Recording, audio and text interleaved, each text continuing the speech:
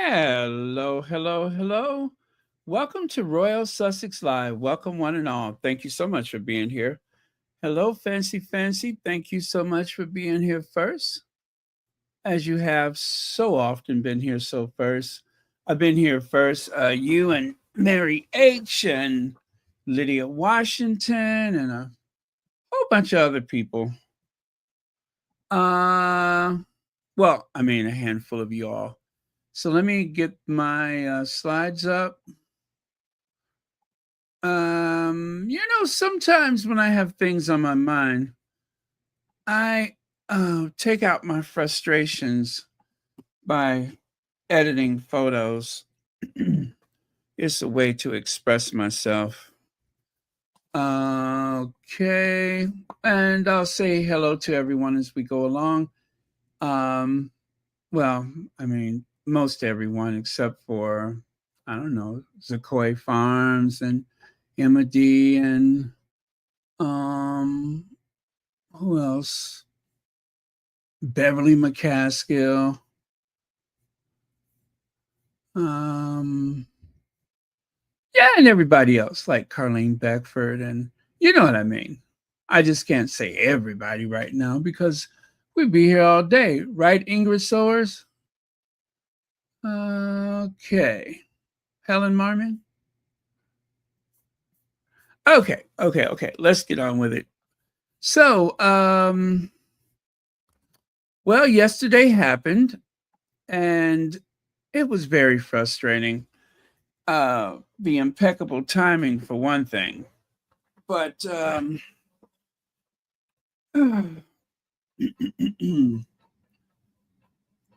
what a sobering thumbnail, huh?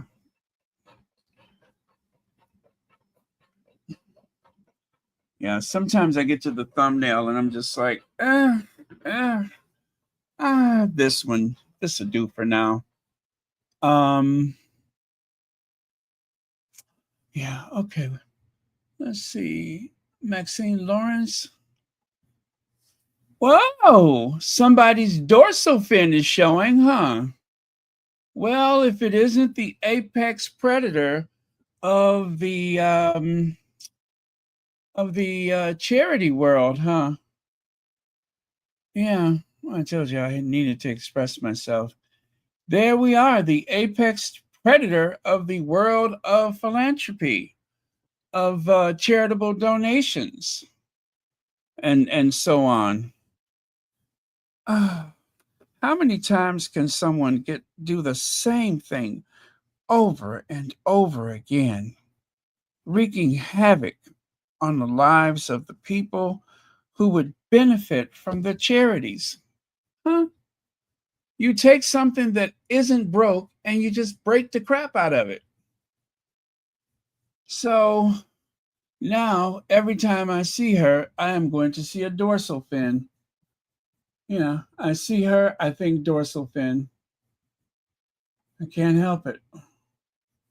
I see her, I think apex predator.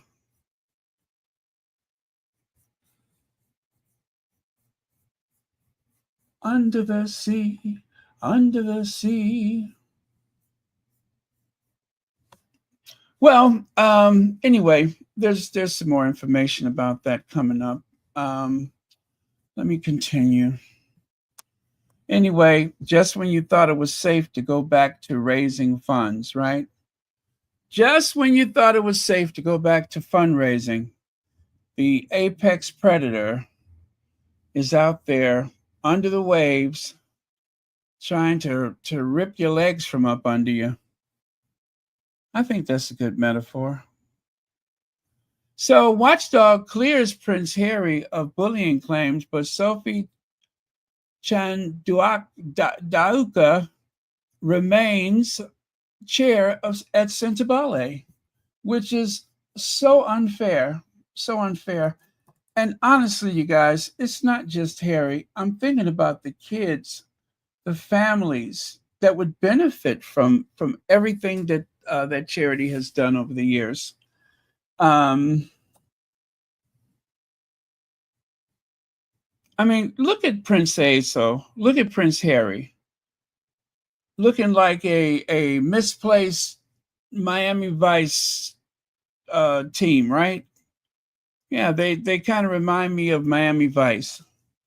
Only they're not there to solve crimes. They're out there to help people. They saw a problem and they addressed it the best way they could. Um, oh, that hurts when I think about the fact that she would dare invoke the name of their mothers, of the two princesses. The two princes wanted to, um, I remember their mothers in the most, elegant way possible, right? They wanted to celebrate their mothers' lives, those two brothers from another mother's, and how dare they invoke their names? The UK Charity Commission has issued a formal rebuke of Sentebale following a bitter internal, that is, dispute that caused the resignation of Prince Harry and Prince Aso. The watchdog criticized all parties involved for allowing the conflict to erupt into the public domain, damaging the charity's reputation, while the media seized on the report to frame Harry's public exit as irresponsible. A closer look reveals a far more layered story. The full commission report, now public, outlines governance failures, trustee concerns, and conflicting claims that raise urgent questions about accountability, leadership, and the selective enforcement of charity oversight. Um, we have the advantage, the Sussex squad, we have the advantage of actually seeing things unfold where Meghan and Harry are concerned, where their charitable organizations that they are involved with, their foundation. We see these things from day to day. And unfortunately, we find ourselves in the unenviable position of having to explain this to people who, you know, don't know any better. They don't know any better. They see the headlines. And my aunt was good for that. She would come and wring in her hands, figuratively speaking, asking me, "What is this about this? What is this about that?" But over time, my aunt became a bit of a squatty herself, and if she were alive today, there's no doubt that she would probably have 12 bottles of as ever rosé in her home. But such was the love and concern for the Sussexes. That kind of became part of our language. So we see these things unfold, and and I know you guys are frustrated. I'm frustrated that the press is only telling bits and pieces of the story, not necessarily going after Harry, of course, except for the tabloids. They would do that anyway. But there have been some very responsible people in the mainstream media who have, as a matter of fact, I was just looking at a, let me see. Maybe I will share this. Maybe I will share this. It's only 4 minutes long. And I wasn't going to share it, but it's from, of all places. Well, I'll let you see. Yeah, give me just, okay. When I'm done with this, I'll throw that in there. Okay. Yeah, when I'm done with this, I'll throw that in there. So let me see. Now, you guys, please make sure that you do um,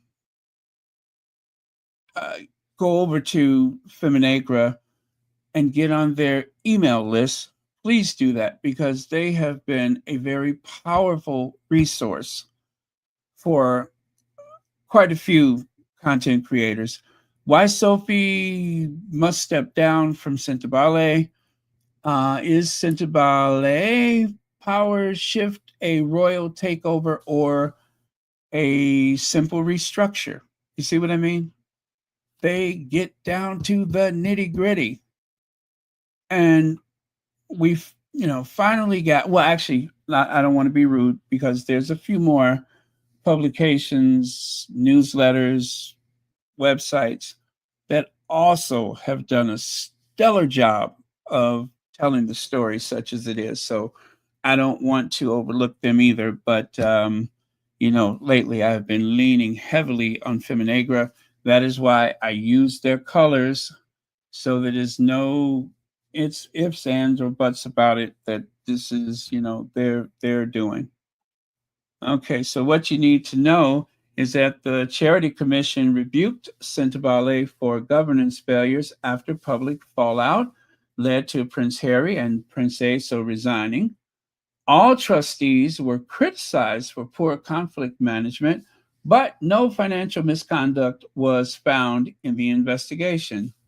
Good God, how is that possible?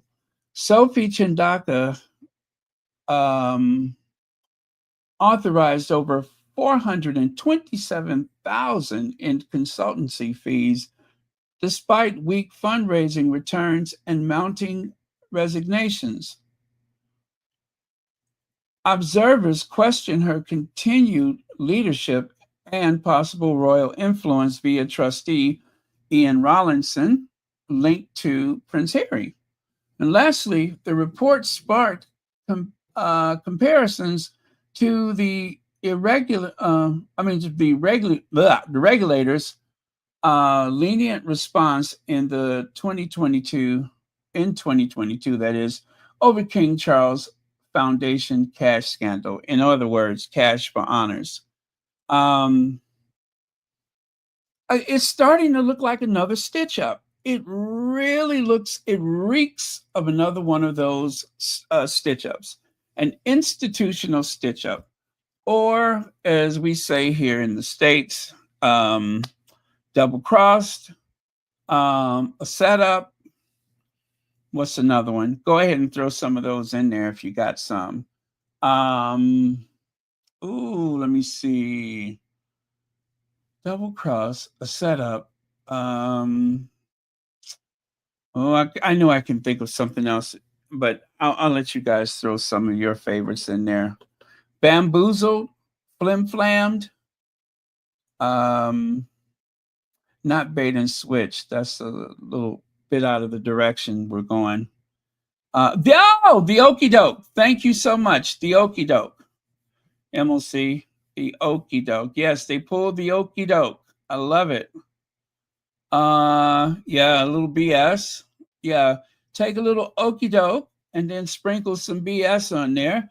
And then you mix it with a setup. Thank you. A setup. And if you do all that, what do you get from all of that? Well, at some point you start seeing a dorsal fin. More BS. Okay. Okay. Okay. I got you. I'm picking up what you're putting down. So if you do all of that, all of a sudden, you see something gliding across the water, right? Boom, boom, boom, boom, boom, boom, boom, boom, boom, boom, boom, boom, boom, boom, boom, boom. I saw the movie back in the 70s, just when you thought it was safe to go back into the water. Hoodwinked. Oh, I love it. Hoodwinked. That's a good one. Oh, you guys are excellent. Not the hoodwink. I haven't heard that one in a while, but I'll take it. I'll take it.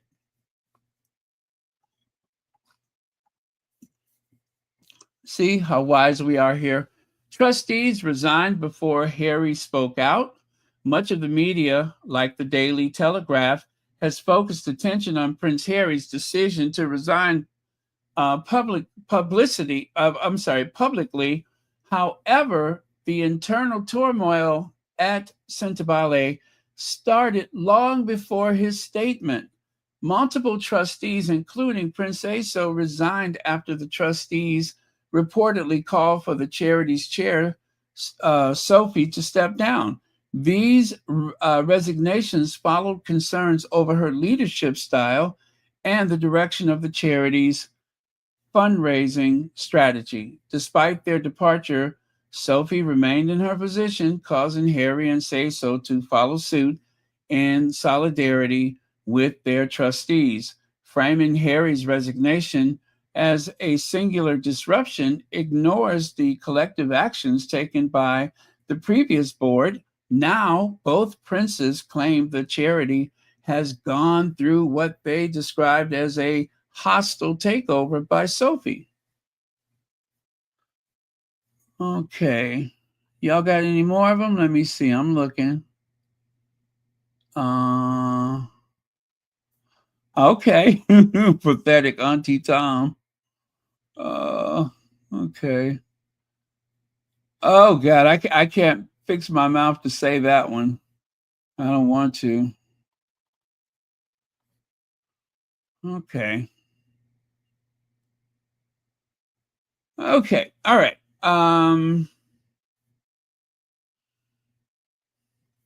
So the Charity Commission criticized all sides, which I cannot stand the fact they've done that, but exonerates none. They criticize all sides, but exonerate none. The Charity Commission report criticizes all former trustees for failing to resolve internal disputes through proper channels. Well, if you use your power as a trustee and you request that the chair step down and they don't leave, and you cannot conceive of spending more time in an organization where you're being ignored, even though you just saw 427,000 pounds vanish. What else can you do? What else can you do? I found the delegation of authority to the chair to be confusing and poorly defined. There was no evidence of overreach by Harry or Sophie, but the report flagged the absence of internal complaints policy and a lack of governance clarity. Claims of bullying and harassment, including misogynoir, were not substantiated by the commission. However, the regulator, that is, did acknowledge a strong perception of ill treatment experienced by individuals involved in the dispute. A spokesperson for Prince Harry welcomed the commission's conclusions that he committed no wrongdoing and that claims of bullying, harassment, misogyny, and misogynoir were unfounded. However, the statement criticized the report for failing to address the lasting impact of the charity's internal crisis. Despite all that, the spokesperson said the consequences of the current chair's actions will not be borne by her, but by the children who rely on Sentebale's support. And that is indeed the heartbreaking part of it, is that that is a charity that has been able to do so much good. And, you know, it's at an impasse right now. Bamboozled, screwed, and effed over. Got it, got it, got it. Thank you very much. That is, I like that. Bamboozled. Bamboozled. We have been bamboozled.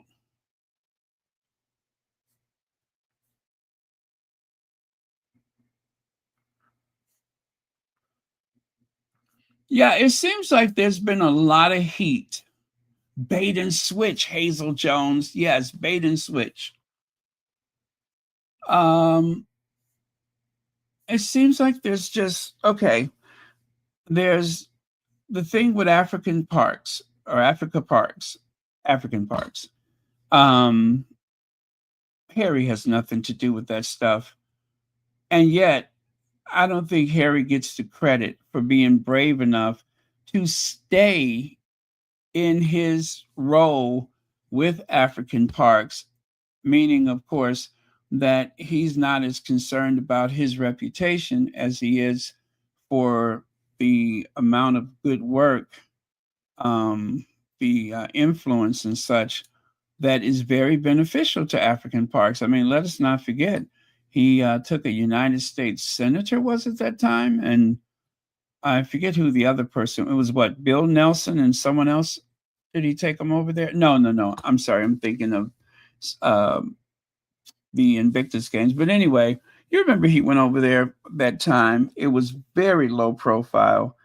Um, and I remember they took a helicopter around and everything.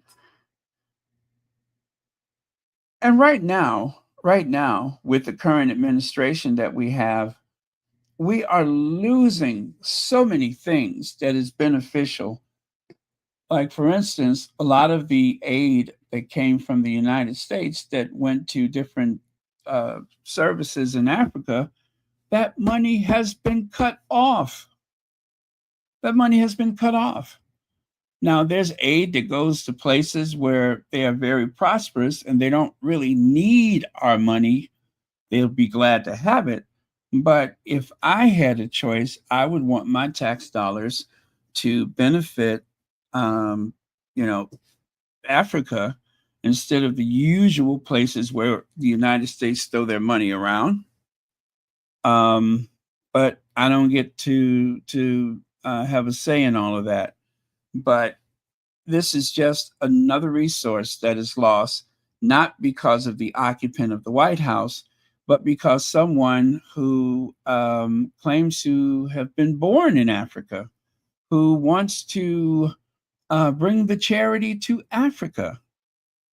Well, you can bring the charity to Africa, but it looks like you're not going to bring the most valuable resource that charity ever had, and that is the star power of Prince Harry. And it's not just because he's a royal. It is not only that, but that is a part of it. The other part of it is Harry works damn hard. He raised so much money for Invictus. He raised a ton of money for Centibale and all the other fundraisers that he's been involved with. So he's an incredible fundraiser, very effective. And when he speaks to people, he has something to say and they listen. He didn't know where he was going to get the money for Invictus, but he got it. The corporations that have fallen, or should I say, that have, got involved, stepped up and got involved with Invictus, Boeing, huh? That didn't just happen. It was because of his vision. Sophie faces no consequences despite damaging allegations, despite the commission findings of governance failures and explicit criticism of her televised remarks. Sophie remains chair of Centibale. Regulators concluded that her public interviews and media criticism were not in the charity's best interest, yet in a post report statement, Sophie not only welcomed, oh God, I hate to say this part, welcomed the commission's conclusions, but invoked the legacy of Prince Harry and Princess Hazel's, both of whom resigned in protest of her leadership. Her continued position has drawn questioning particularly in light of her authorization of over £427,000 in consultancy fees as part of a failed fundraising overhaul. The strategy delivered no measurable results and coincided with the resignation of the entire trustee board and the charity's founding patrons.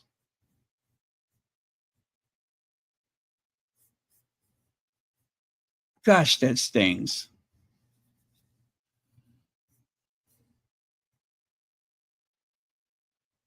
Mama Jane, thank you so much for being here.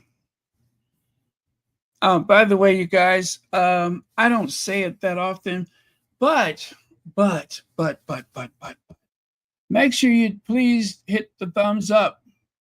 Please hit that thumbs up and do consider a membership to Royal Sussex. It's only $4.99 once a month. The price of a cup of coffee will go a long way to support Royal Sussex. Okay. Okay, you know what? I think I am going to I think I'm going to go ahead and leave that. But do go over to Feminegra and finish that article. It just came out today, August 6th. Okay? All right. Yeah. Thank you so much. God is in control. Well, we should never forget that.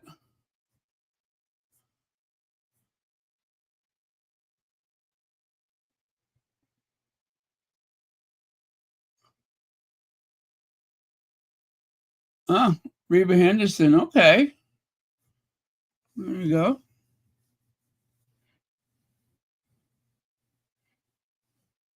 Yeah, I'm gonna talk more about that soon.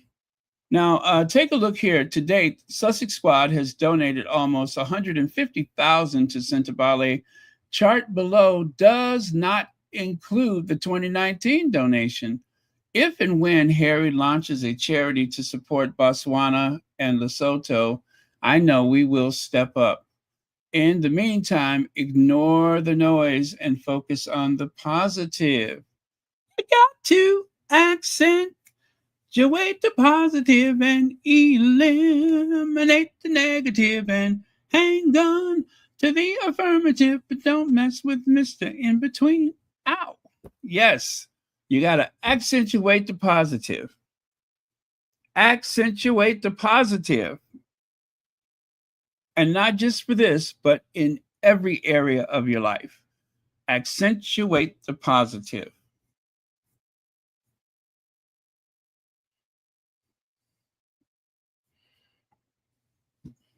Jealousy and lazy one, no skill, jacked up brother. Yeah, you know that that is the unfortunate side effect of all of this is that it makes you feel a bit nervous for everything else that Harry has worked so hard to achieve. Um,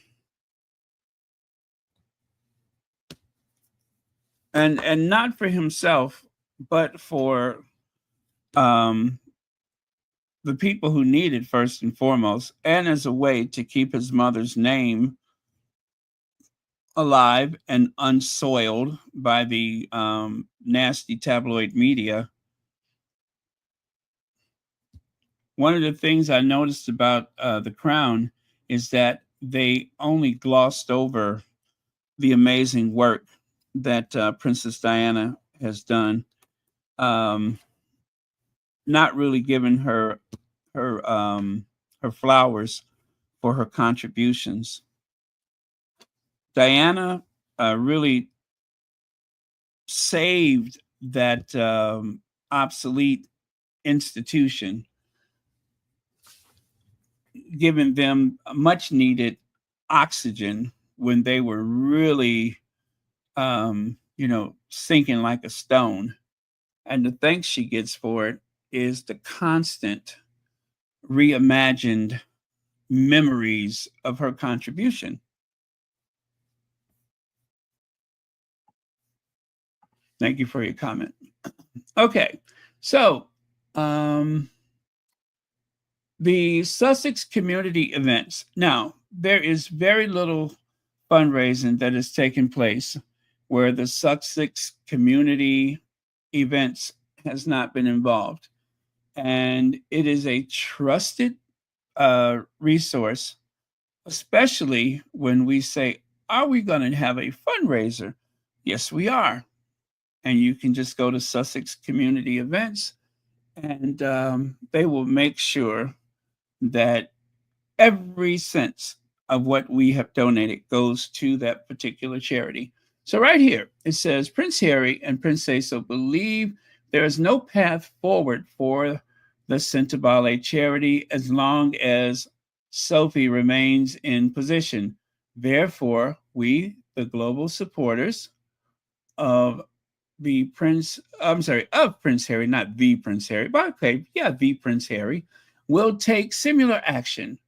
There will be no fundraisers, and we urge you to halt all recurring donations until Prince Harry provides further guidance. Despite all that, their report falls troubling short in many regards, primarily the fact that the consequences of the current chair's actions will not be borne by her, but by the children who rely on Sentebale's support. The spokesperson continues, let's see, we shall, hashtag we stand with Prince Harry. See, I was about to say, we shall overcome. You know, I am in a very activist mood right now. And got my dander up. So, there you go.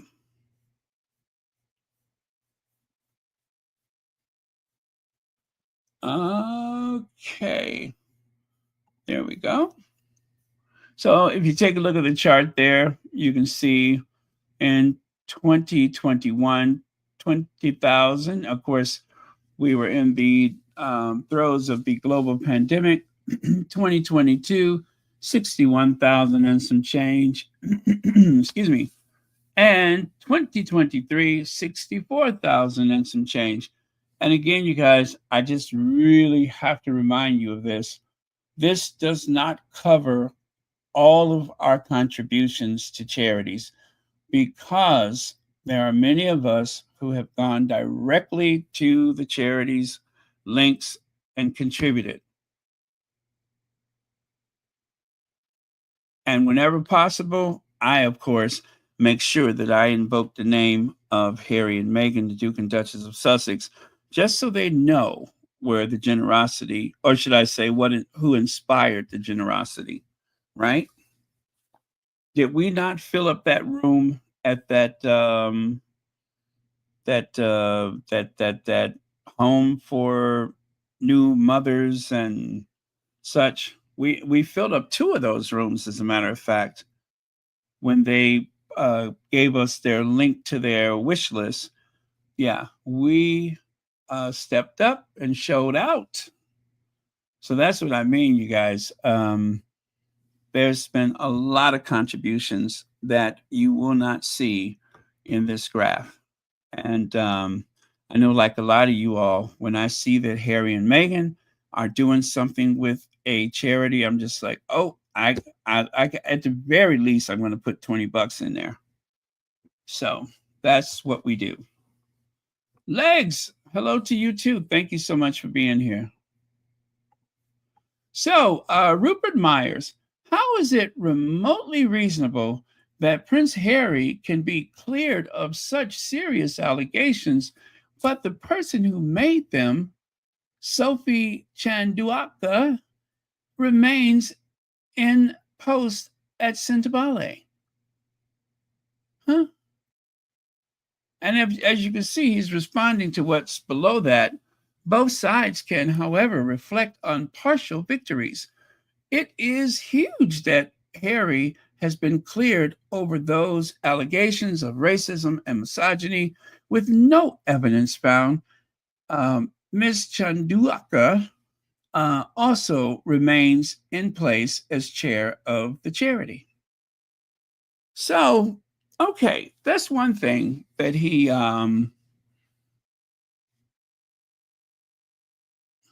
What? Are you kidding me? I wonder if I got one.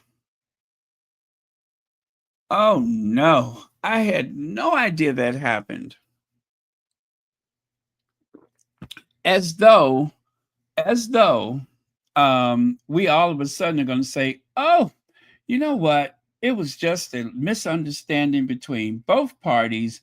Now let me give her some more money so that she can do some more of those consulting fees, throwing those fees out there." Yeah, just imagine right now with all of the aid that has been cut off from the United States government because of the occupant of the White House. And that's not to say that any of that aid would have helped Lesotho or Botswana, but imagine how helpful 427,000 pounds would be in those communities right now, especially when people are feeling so insecure about donations. I mean, there is the conflict in Congo, there is a genocide in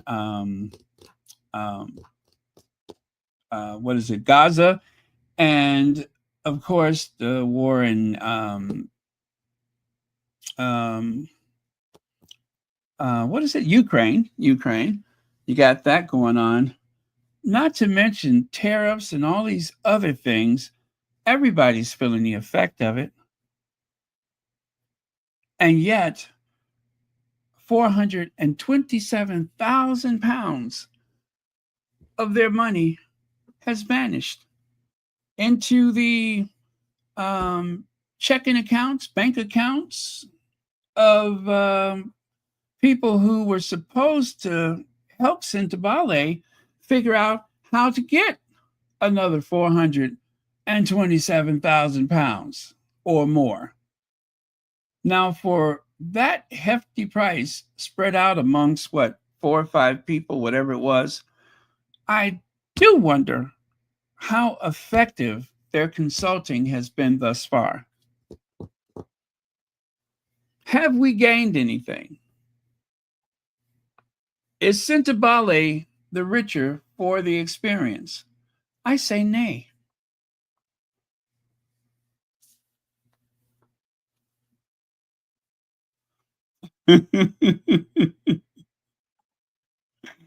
Yes, yes. Do let us know what's happening over there. Do let us know. Now, somebody had more nerves than a brass ass monkey. You ever hear that term? More nerves than a brass ass monkey. Um, Hi, Rupert. Sharing the below for more clarity. Sintobale clarification regarding bullying and harassment statement. It provides Sintobale with some degree of reassurance that the Charity Commission has not identified widespread bullying within the charity, but the Commission has acknowledged the strong perception of ill treatment felt by member of parties to the dispute and the impact this may have had on them personally. You don't say. The Charity Commission is explicitly clear, including in the public guidance, that it is not the Commission's responsibility to adjudicate or mediate internal disputes. In other words, they are not supposed to tell me to step down, even though everybody else wants me to leave. This would include individual allegations of bullying, harassment, misogyny, misogynoir, etc. As a result, the commission has not investigated any individual allegation and therefore has not made any findings in relations to individuals, including Prince Harry. This issues not investigated by commission can and may be dealt with through avenues more appropriate than the commission. In other words, that is a veiled threat that we are going to take this further. Remember, she says she has documentation that proves that she has been mistreated. Don't forget that.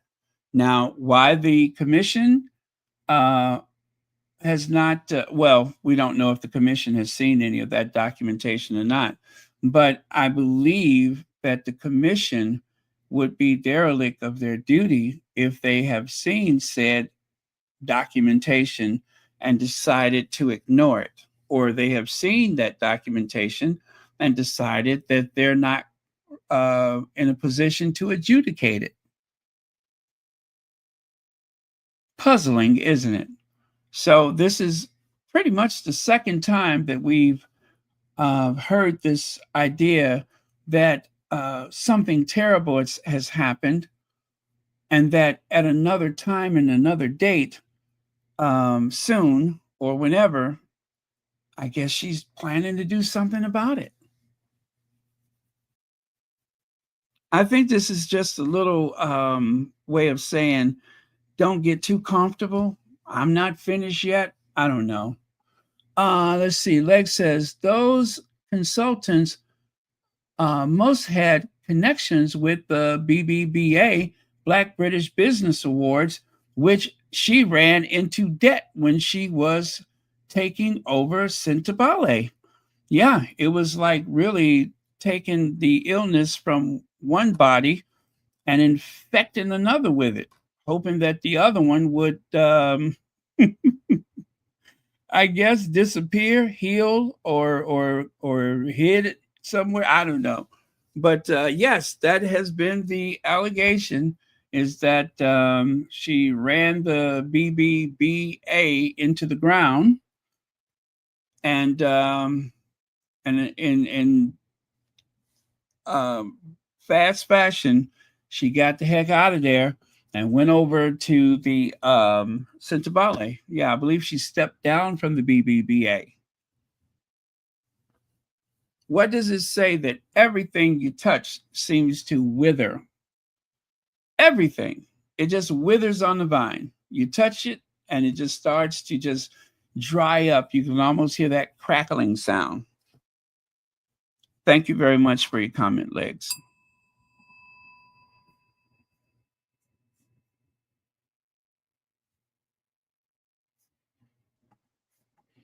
Uh-oh. The other professor, the most important professor, has a thing or two to say about it, and I cannot wait to share it with you.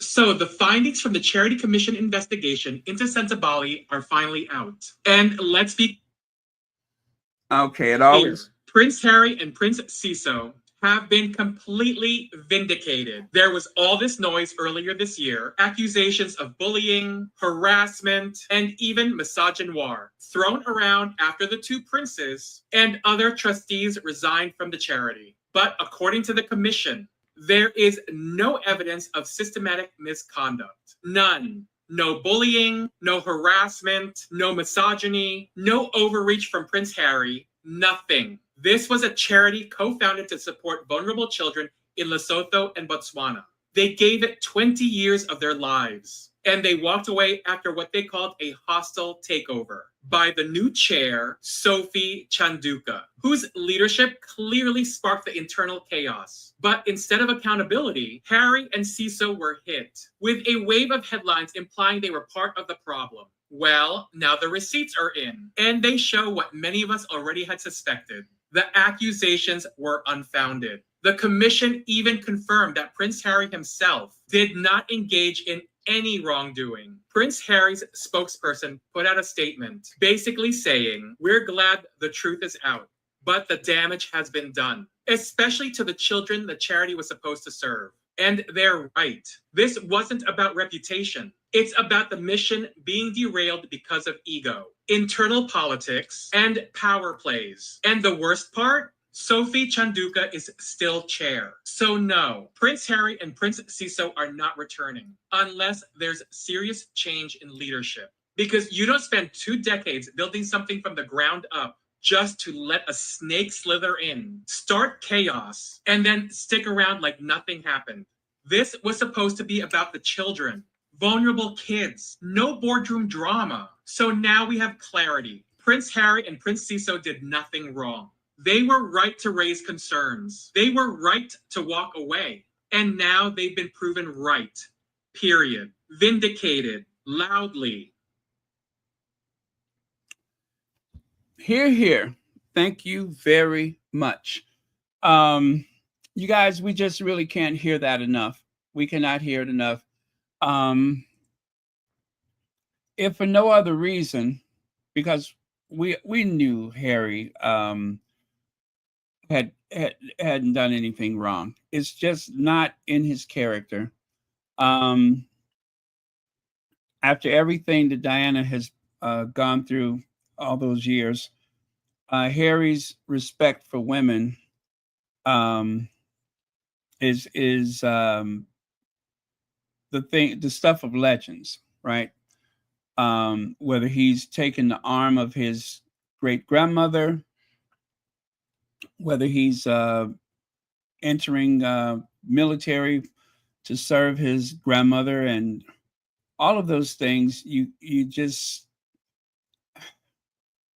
it is so unfair. It is so unfair that someone as desperate as Sophie would try to cast a shadow like that over Harry, as though he's some kind of bully and a villain. You know, it was really taking advantage of the headlines that have come from Buckingham Palace, that has come from Kensington Palace.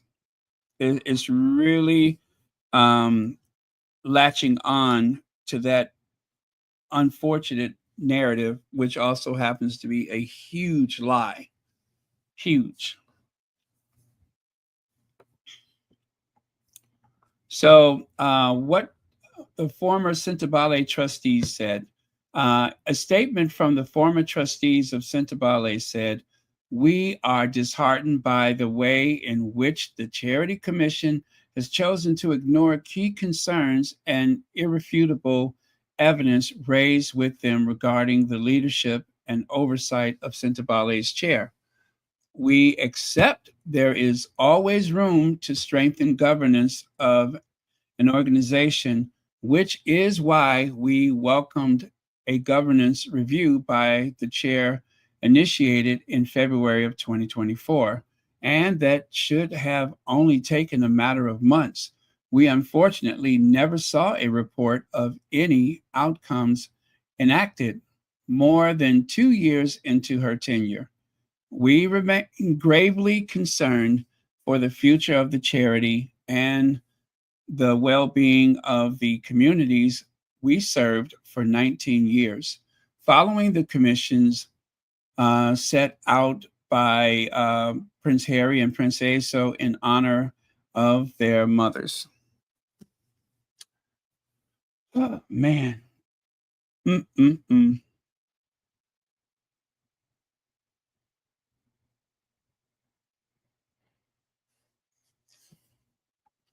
Let's see. Her name is tainted now.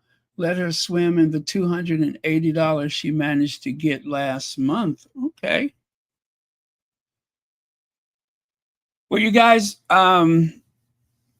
this is not easy for such a generous group like the Sussex Squad.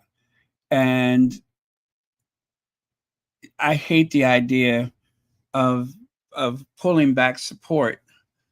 But the thing is, 427,000 pounds of support never made it to the people who needed it the most. So there is no evidence that giving at this time, donating at this time, is going to reach the people who need it the most. You have someone who seems unhinged and is certainly unaccountable, that is spending the money willy-nilly as they choose with no oversight. And when called out, when queried about her actions, what does she do? She sues so that she can keep an unpaid position. I don't think anybody would go through so much trouble for an unpaid position unless there's something in it for them.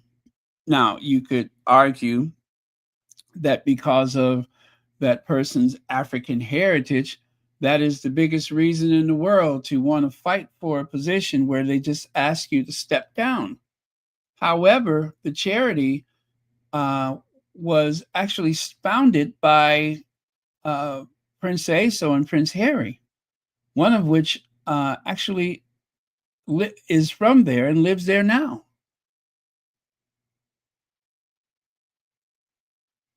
And yet, they're not going to step down from that position. They're going to keep that position. They're going to fight for it. And I would argue that right now, it's probably the only thing that they got going for them, especially having burned bridges all over town.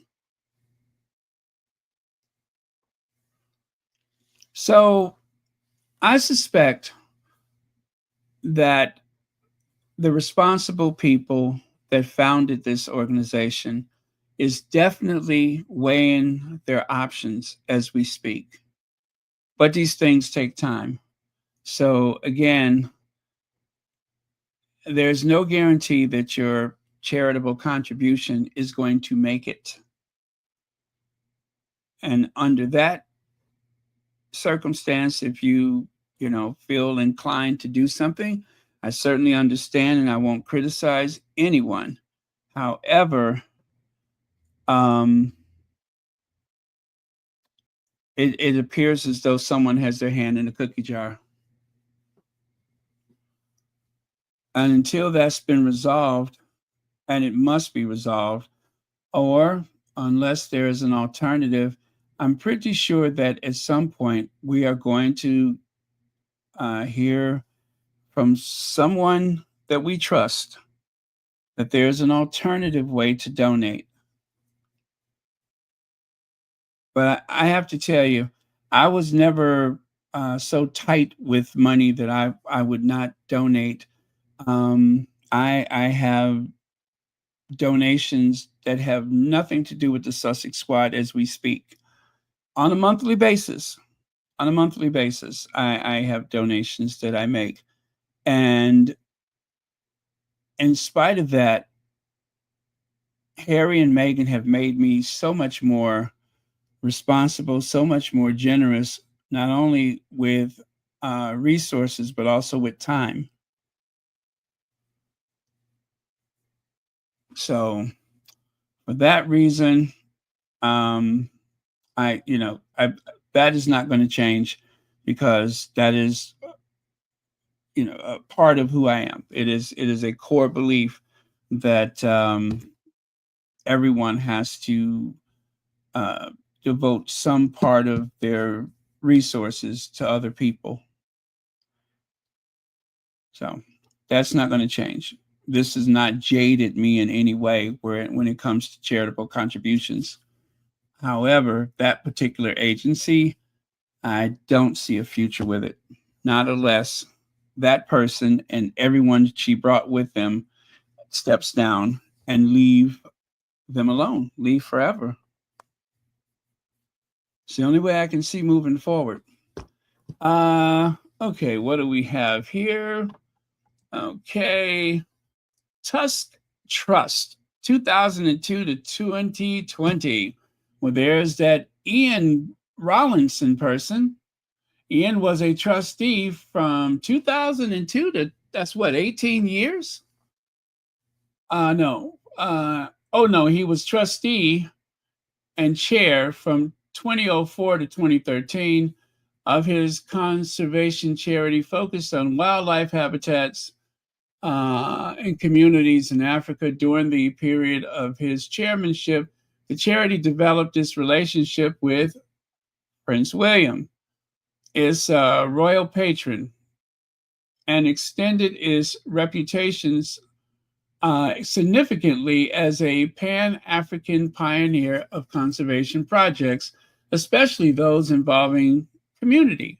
Ian chaired Tusk Development Board from 2014 to 2020. He remains honorary vice president. And so there you have it, the inside man, someone who has a direct link to Harry's brother, who is, of course, not the nicest person in the world. And of course, it has been alleged that there may have been some foul intentions as far as that connection goes. I have to say that carefully for the lawyers. It has been alleged. That's all it is an allegation. It has not been substantiated. It has not been proven, but it looks damn peculiar.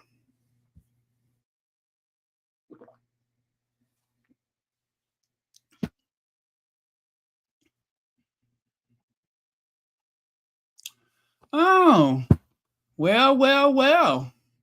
If it isn't the, what is it, the Game of Thrones or or Sabers or whatever.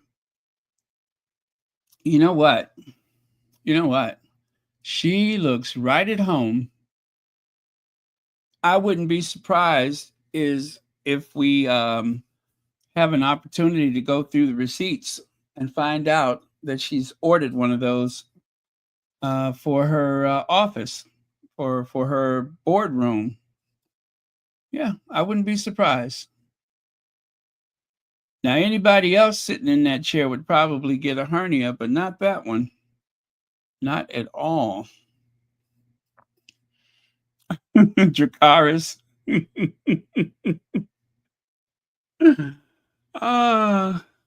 Looks right at home. I've never seen anything that looks more apropos. Yep, right at home.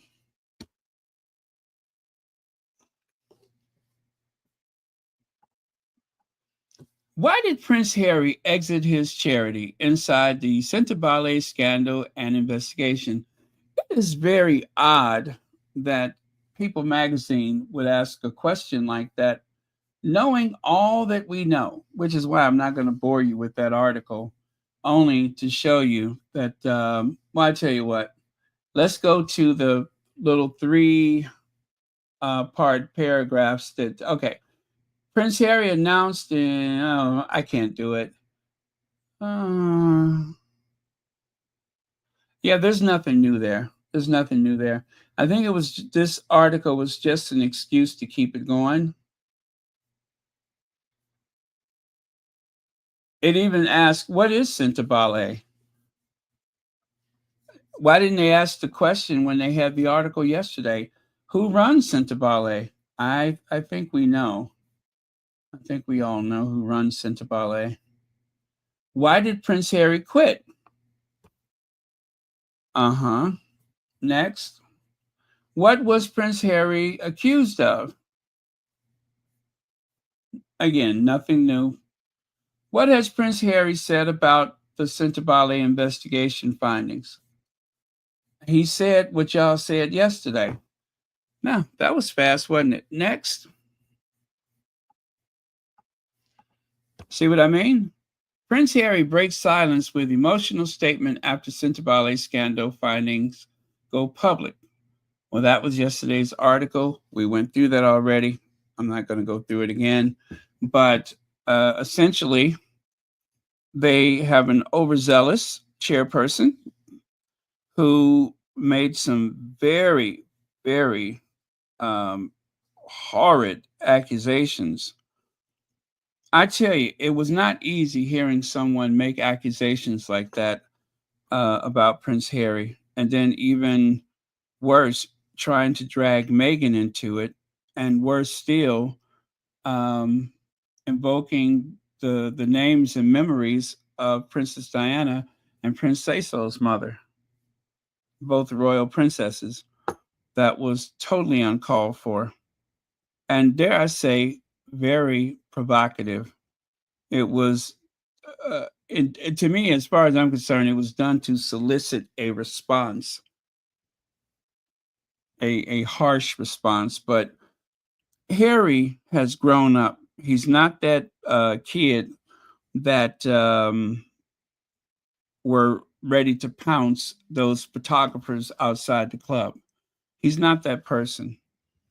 And in spite of everything that has gone wrong, including the chase in New York, I am so glad that Harry has managed to remain cool in the in all of those situations. He has been very chill.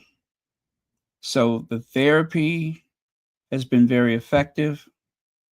The move probably saved his life and the whole family's. All of that is evident. And so if it is someone out there trying to provoke him, um, as much as we've seen happen, as much that has been said and done, Harry's way to express himself is what we saw in the BBC interview when he said that it was an institutional stitch up, right? That's about as angry as he gets these days. And if that's where he is, I think we can all live with that. He was very precise. He said what he meant. He meant what he said. He was very direct. He wasn't withholding anything, but there was no big meltdown.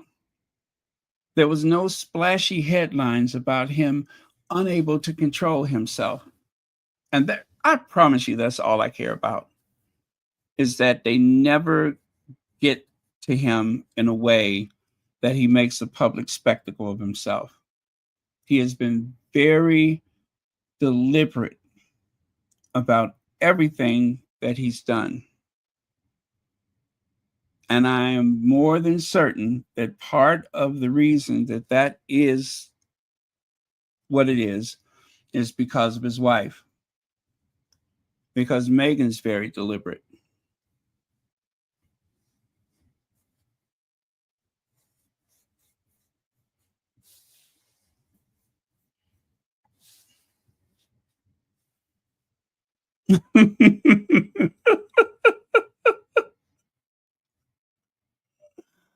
Oh,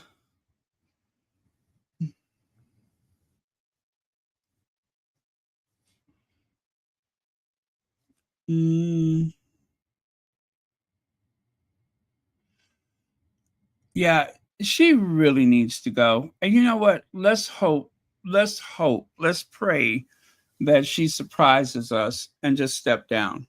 Let's hope that she leaves, although that statement that I just shared a few minutes ago, let's hope that she leaves peacefully and finds something else to do with her time, because she definitely does not have a salary. But I look at those, well, I'm going to get to that soon.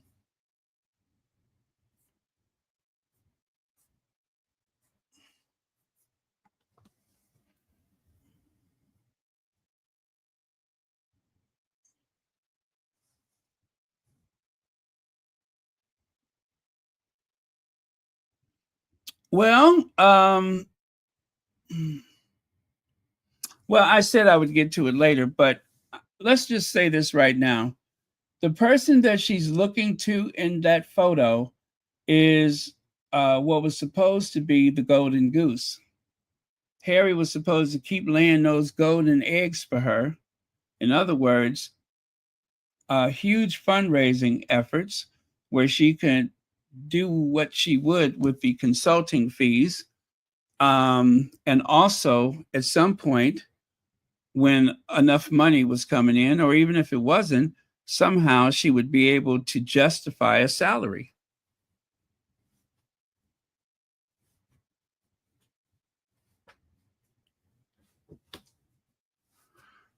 But she didn't get to that because the 427,000 pounds was an issue.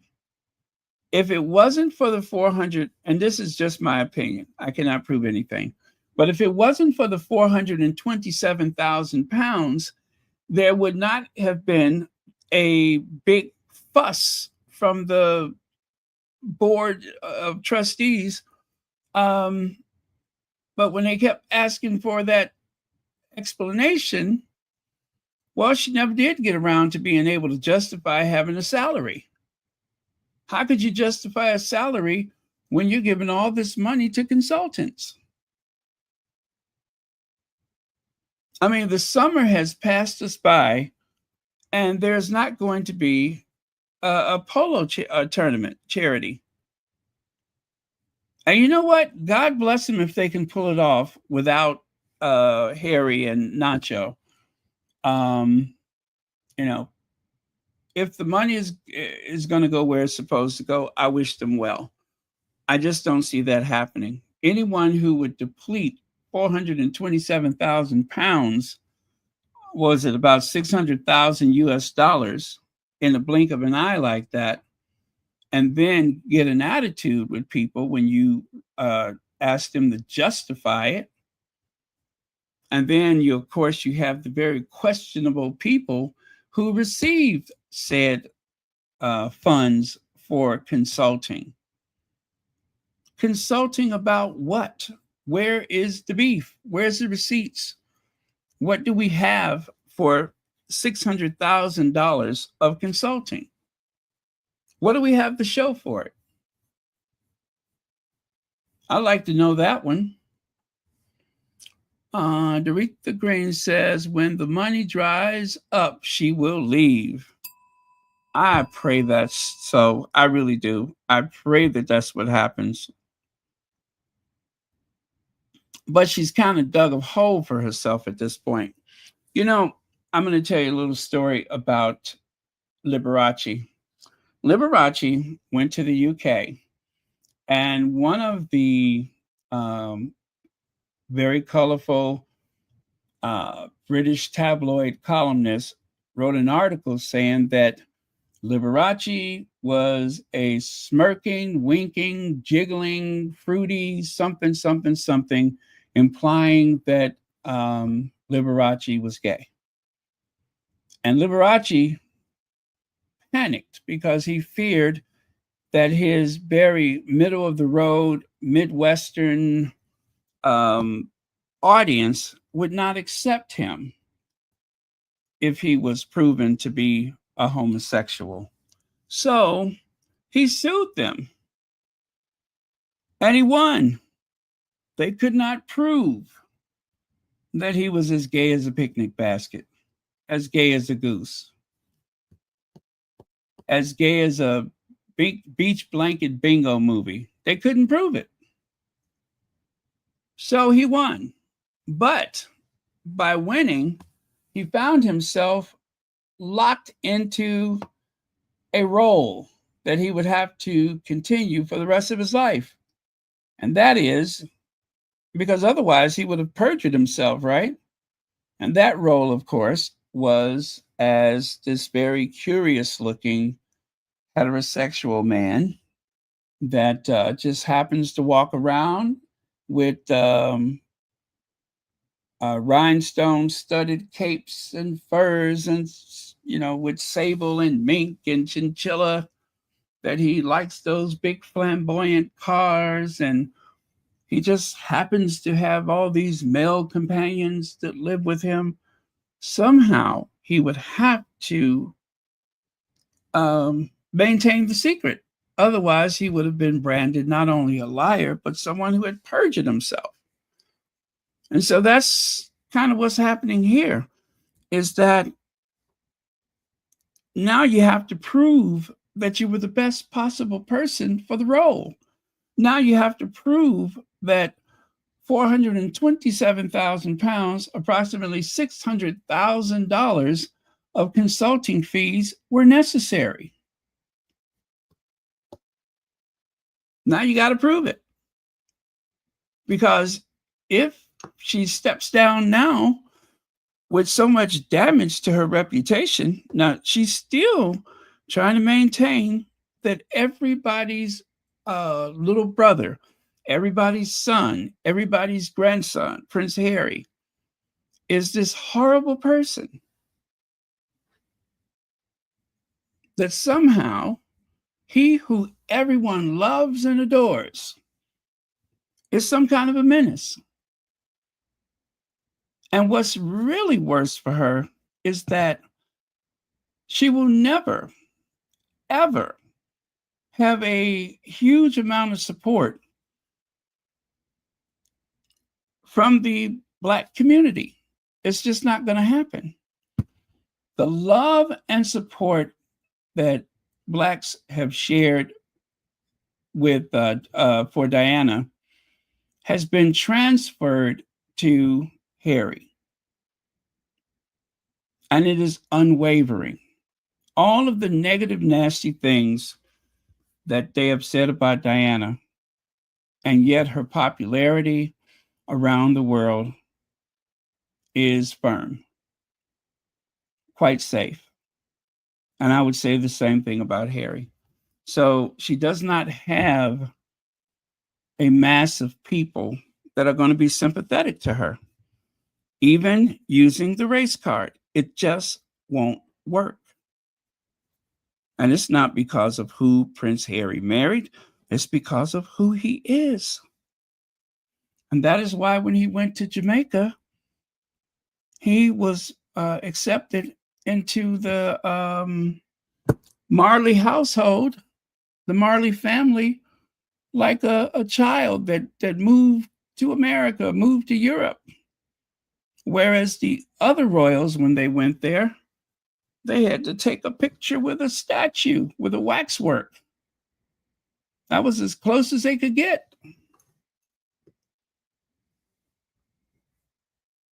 Harry has currency. He has years and years of work under his belt, of relationships that he has built.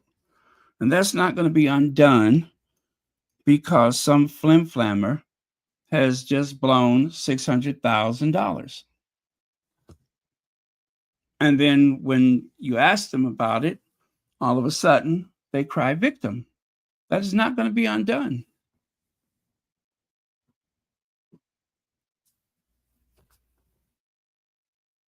So she does not have the support. She didn't get it from the whatever that charitable organization. The best she was able to get from them is a bunch of what was it? Well, how did the minister in the White House say it? Oh, well, there were good people. There's good people on both sides. There were bad people on both sides. That's what she managed to get.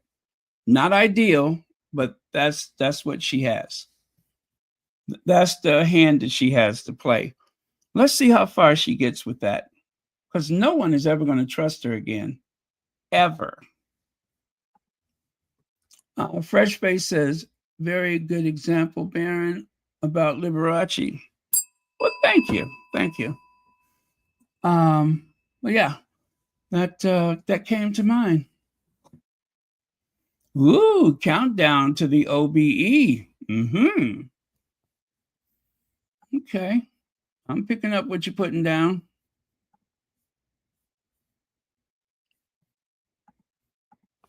Now, when I look at this photo, it just breaks my heart because she was welcomed into the group. And I felt so proud to see these women of color coming together to support the charity, coming together in what appeared to be some sort of sisterhood. And as notorious JTB said, a snake, a serpent. Instead of a sister, there was a serpent in the grass. I didn't think it possible. I remember I was so proud to see her in her position.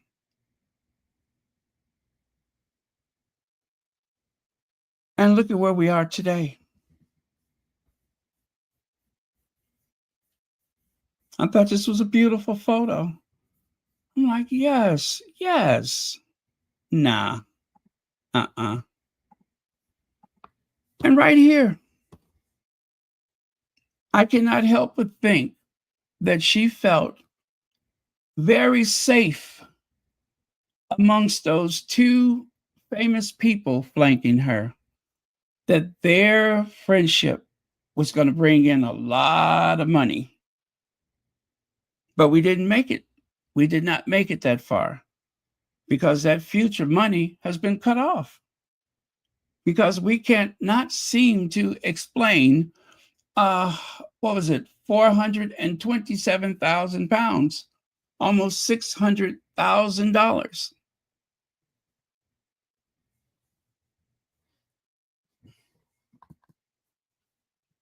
But that was the golden goose. Harry was going to deliver and deliver and deliver. And all she had to do was stay out of the way. And she couldn't even do that right.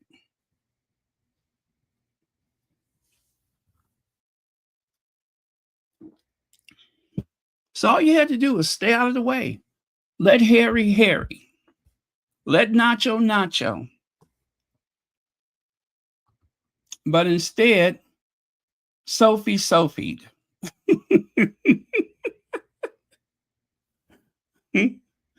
And that will mess you up every time. Is there anything that she can't run into the ground? And so I have another one to add to my collection. Remember, I told you I saved these from earlier in the year. Now I got another one to add to my collection, courtesy of Sophie, the not real doctor, the pretend doctor. Thanks to her, I have another one of these to add to my collection. Did not want it to happen, but, well, I'm stuck with it now because Sophie Sophied.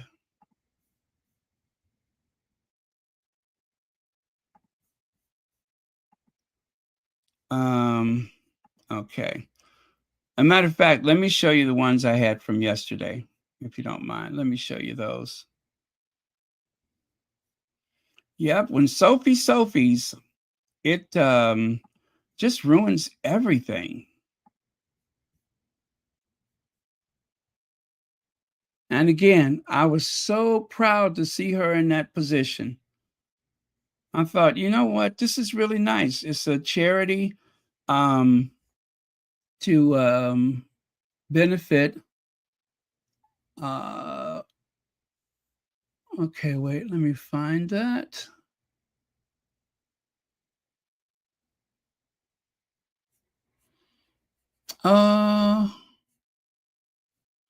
Nope. Did I pass it up? I think that was yesterday, wasn't it? Yeah, it was yesterday.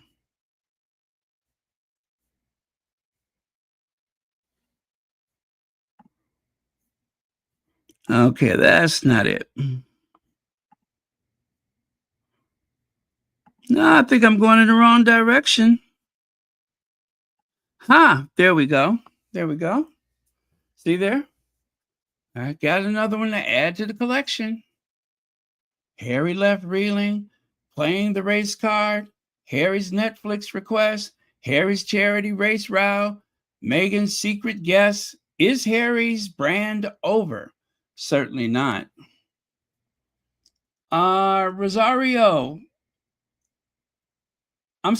Robert.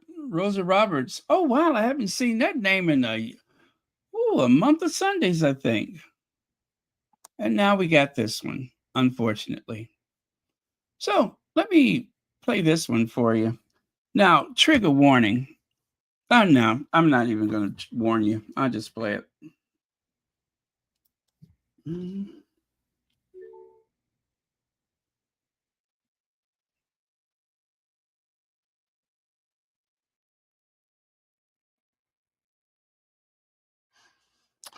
Okay, what do you know? I didn't save it. Well, let me see if I can find it. Um, hmm. Oh, I know where I got it from. No worries. I know where I got it from.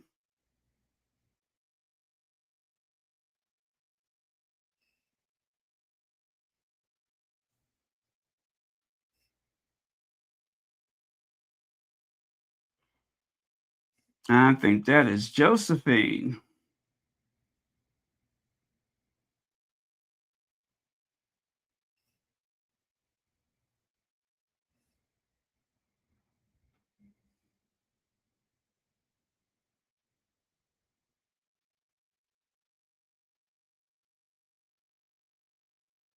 Oh, come on. I hope I got it.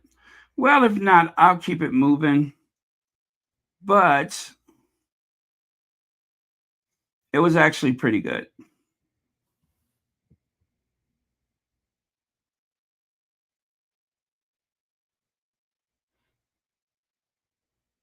And it proves that not everyone has been corrupted by the lies and the ill intent.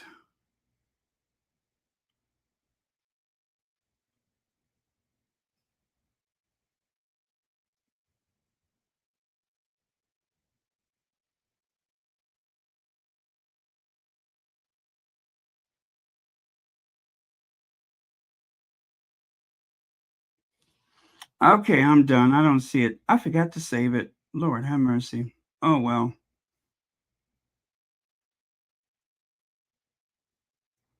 Hmm.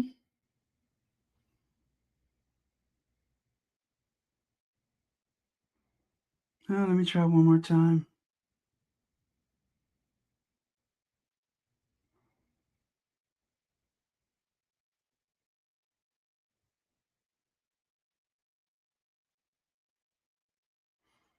Okay, that's not it.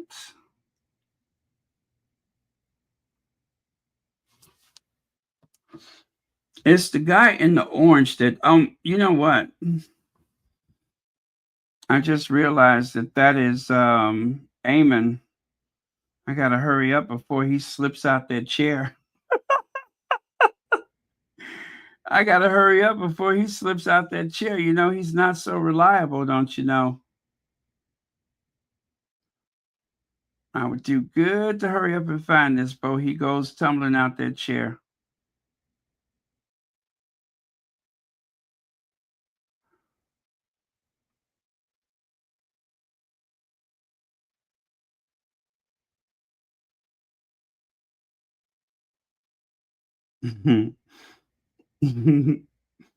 Okay. Okay.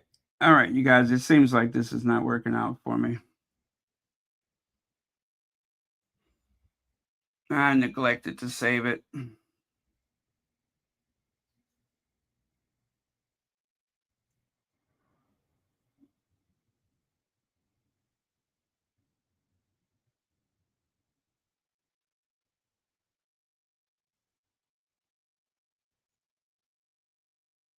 By the way, I don't know if you guys noticed it, but Megan's birthday picture, where she's blowing out the candle, that white dress that she had on, did you guys know that that was actually the one that she wore to Central Park that day?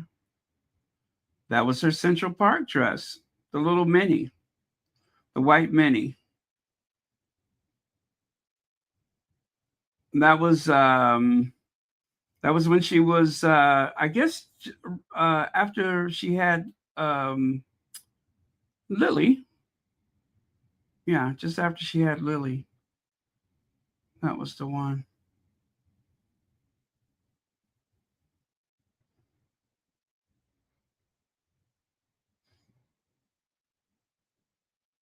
Oh no. Is it? Nope, that ain't him. Okay, no good. No good. This is not gonna work. I've gone back like about 17 hours and I don't see it. But I know Eamon's on in the morning, so if I go a little further, I might find it.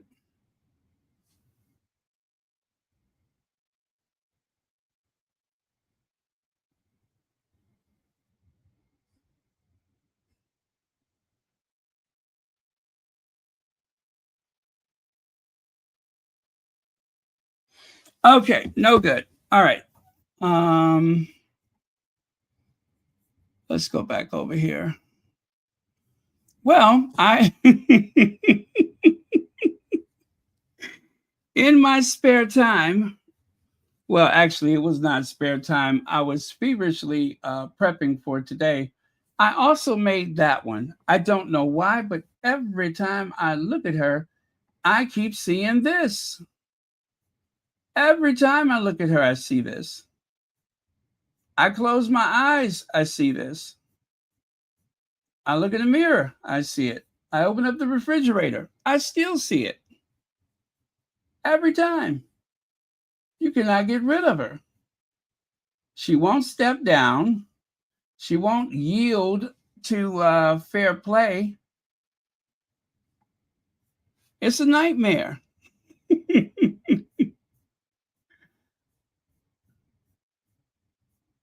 Aha, I found it. I found it. Okay, you guys. Here goes. I found it. I knew I would.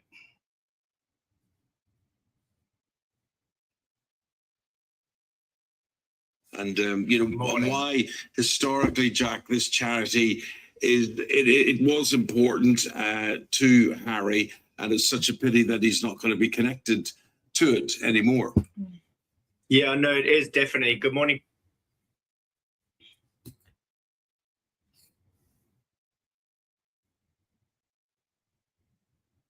And why historically, Jack, this charity it was important to Harry, and it's such a pity that he's not going to be connected to it anymore. Yeah, no, it is definitely. Good morning to you both. I think firstly, the charity is Sentebale.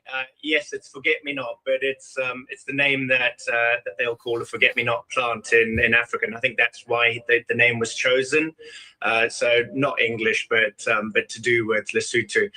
The charity was set up specifically for children in mind living with AIDS, trying to help children with AIDS. And it was very close to Harry's heart because of what his mother did with AIDS and just how far we've come with that.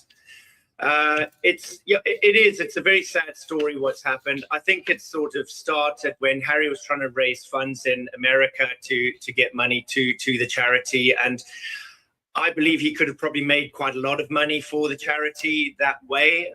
Dr. Chanduka, I think, had different ideas.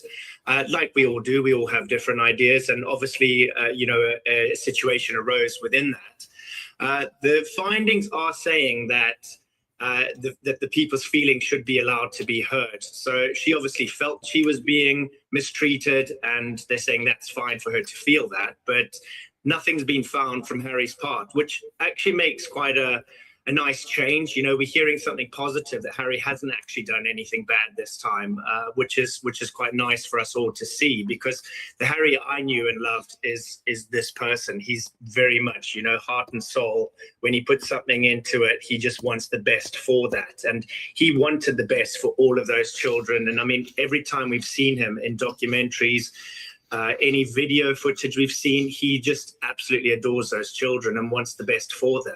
What's going to happen to them, Jack? Those children and the charity in general, will it be wound up now?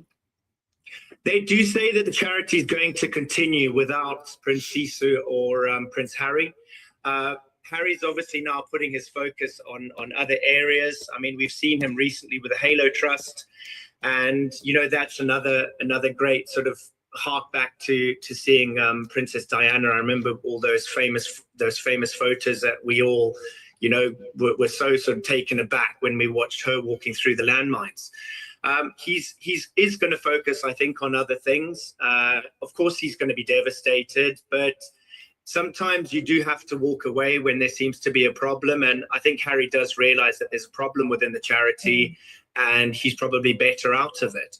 It does sound as though he was hoping that there might be a way back for him. He was saying that he hoped that he'd see Sentebale back in the right hands. But the statement that we've seen from him now is, no, I'm going to look at new ways to support children. So do you think he will start a new charity for children in Lesotho and Botswana? I'm hoping that he does. I mean, he absolutely loves Botswana, and I think he's obviously taken Meghan to Botswana. I think one of the diamonds from the engagement ring came from Botswana. So let's hope that, he might set up a charity there.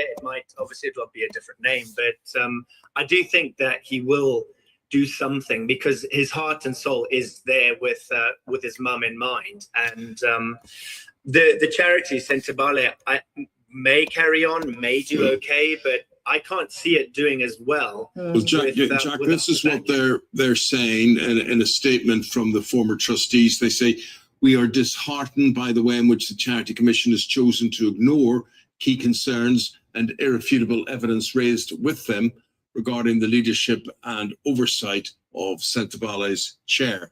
We remain gravely concerned for the future of the charity and the well-being of the communities we serve for 19 years, following the mission set out by Prince Harry and Prince Siso in honour of their mothers. Okay, so there you go.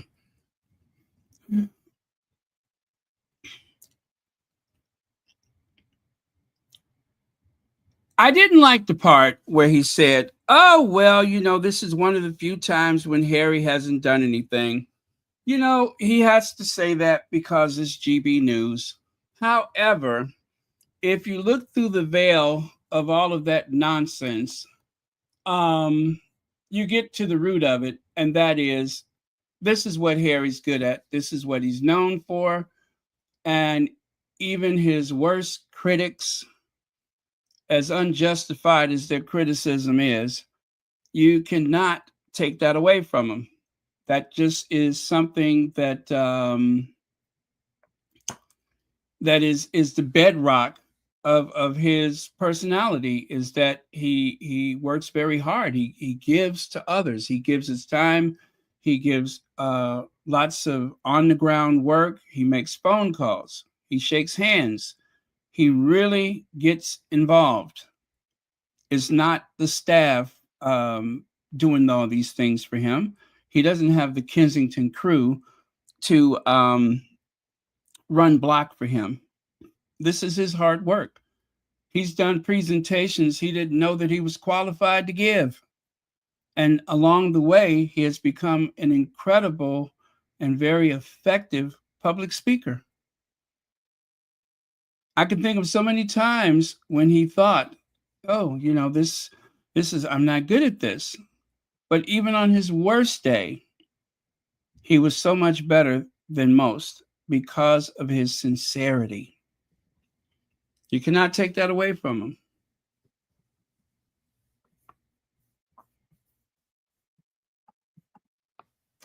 Notice how the announcer wanted to wallow in pain and make Harry stay in pain instead of focus on the hijacked charity or Harry setting up a new charity. Again, like I said, by the way, thank you for the super sticker. Unfortunately, you have to kind of put your Wellingtons on and step through a lot of the muck to get to the point of it. But and there you have it. Okay. Let's move on. Nope, I don't need that. And also, and let's not forget, Harry has a throne of his own. Okay. Harry has truth on his side. He has truth, good intentions. He has the spirit of his mother. All of those things he has going for him. And if that wasn't enough, he also has a brilliant wife. So they're going to be okay. They are going to be just fine. it would pain me to see another situation like this where you have these rogue elements trying to hijack or try to derail a charity that Harry is involved with, in this case, a founding partner in the charity. But these things will happen. But Harry has a plan. I always say, trust the Sussexes. Harry has a plan. And he has some brilliant people. He has lawyers. He has other friends in the world of charity. And we'll get through this. We'll get through this. This is a speed bump on the road to philanthropy. And we will get past this. This is not going to derail Harry's intentions. So that's the only advice I can give you guys is do not be discouraged.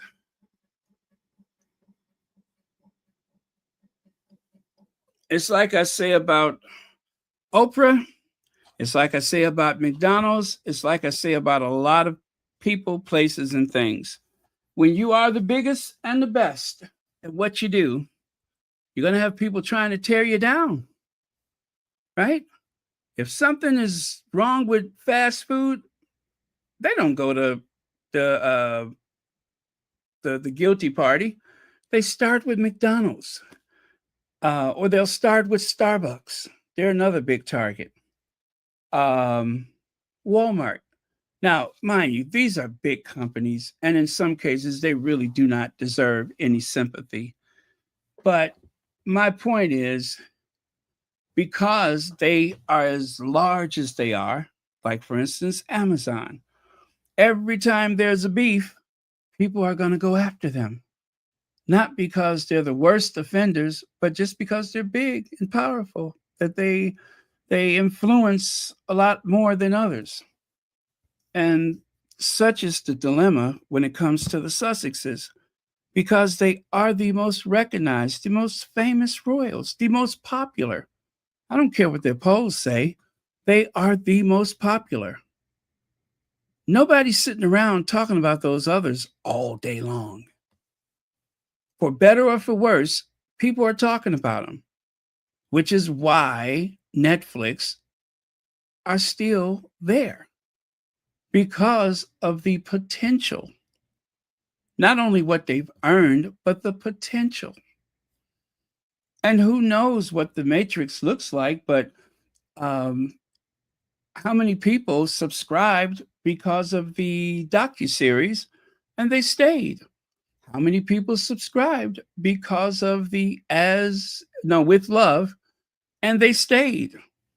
And just about everything else in between. We don't have access to that information, but somebody does. And they're hedging their bets on Harry and Meghan. So me personally, I'm just not going to worry about it. But I will protest.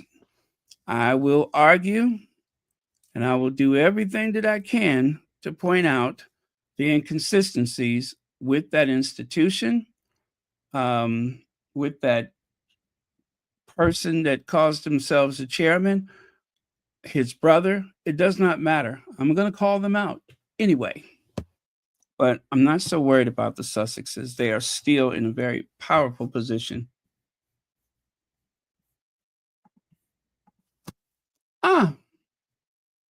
Before we get to that, let me take a look at a couple of your comments.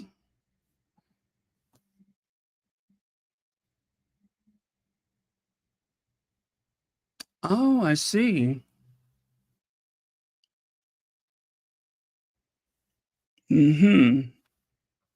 Well, 2027 is going to be here before you know it.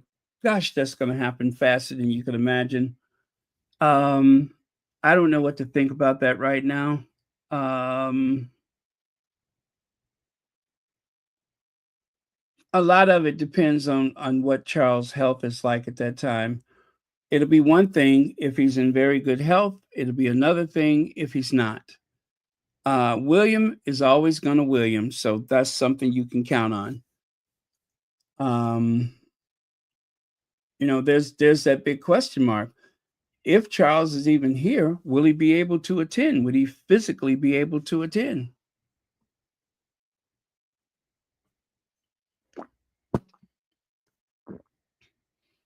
So yeah, it's so many directions that particular situation can go. So I'm going to give it more thought as we get closer. I don't like the fact that it is in Birmingham. I wish it was in Washington, D.C., but even that comes with a lot of problems. So I don't know what else can be done. We just have to weather the storm. We have to face it.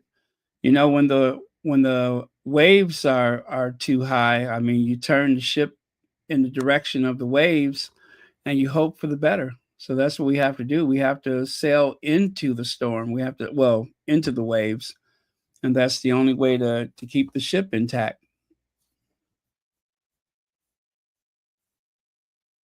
I'm just full of metaphors today, aren't I? Or should I say, ain't I?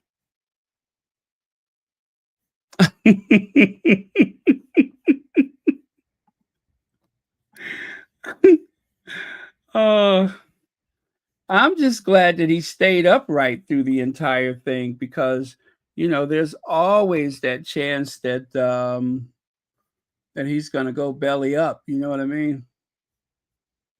So, long as he stays upright, because the last time I watched Eamon, it wasn't nothing nice. Remember that? This is how it ended. So,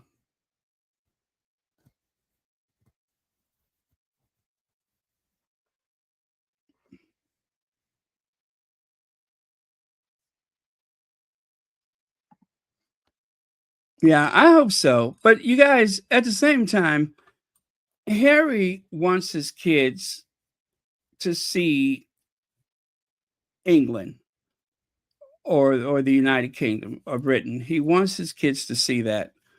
I want them to see that, but I want them to see it as safely as possible. So I don't know how to make that happen, but I hope that somehow they can resolve things to the point where they can, I don't want those kids on the balcony.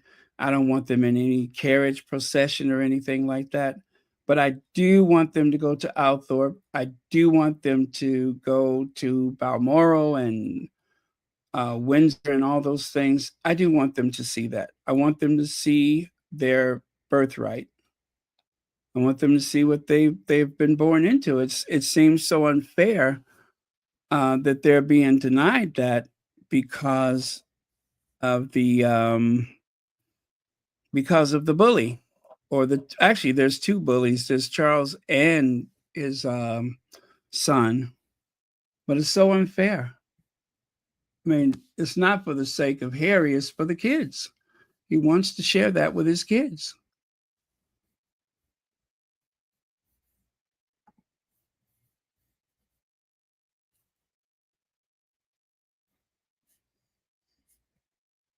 Okay. All right, let me go on to the next thing. So, Grenada has officially dropped the oath of allegiance to King Charles III. The new changes mean state officials will no longer take oath of allegiance to King Charles, his heirs and successors. Instead, the oath of allegiance will be to the Caribbean country itself. The changes came into effect on August 1st, 2025, as Grenada and other Caribbean nations marked Emancipation Day, the anniversary of the day that slavery was abolished in the British Empire.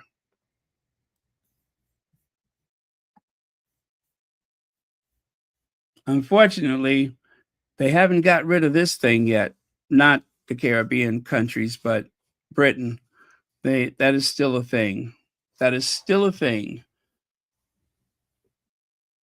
Unfortunately, that is still a thing. Order of the British Empire. But remember, they are not a racist family. They are not a racist family. Yeah, William is going to William. You could always count on William to William.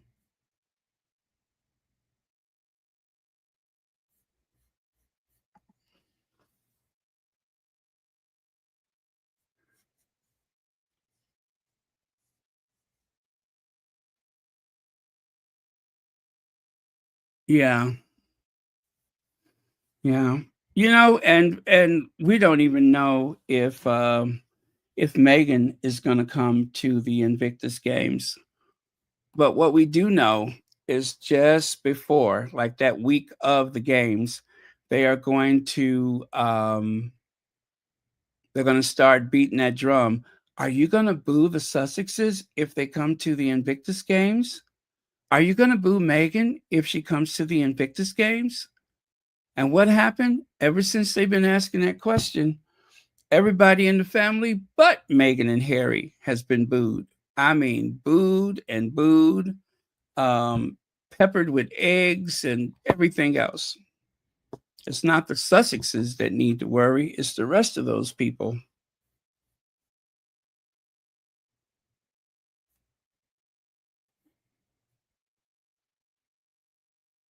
Well, yeah, I insist only if it's safe for them. Only if it's safe do I want them to go there.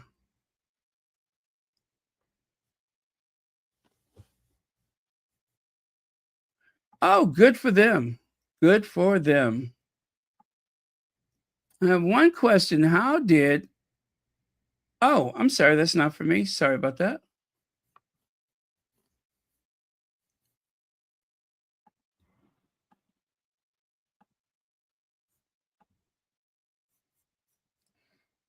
Okay, take that away and go back here. Now, I said there's one thing that really irks me. There's something that has gotten on my nerves so bad that every time I see it, I just wince as though something is paining me so bad. Charles Philip Arthur George Mountbatten-Windsor in that darn field marshal uniform. I just, I, it, he why? Why? He goes over to France. I'm sorry, France. He goes over to France dressed like a field marshal. But that's not the worst of it. The belt is pretty bad too. The belt is where it starts to go south. And then after the belt, you have that baton in his hand, that ceremonial, bejeweled baton. It's just no excuse for it. None whatsoever. He looks ridiculous. This is the worst cosplay fancy dress possible for someone in his position. Every time I see this, it just grates on my nerves. And you have a very modern president of France, Emmanuel Macron, and then you have Chucky, with that, what is it? That looks like velvet and gold. And of course, on top of it, it looks like he took the Queen's hood ornament, doesn't it? He's got the, what is it, St. George slaying the dragon or whatever? I hope it's a dragon because I hate to think if he's got something else up under the horse, if you know what I mean. You know what I'm talking about? I hope that's a dragon. Don't look like it, do it.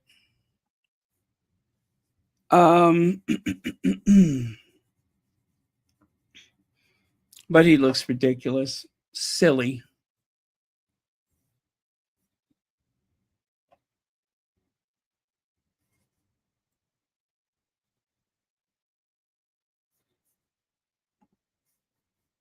And look at there. Just when you thought, just when you thought he couldn't look any worse, then he go, it looks like he's over in Canada, and he's got that darn baton with gloves.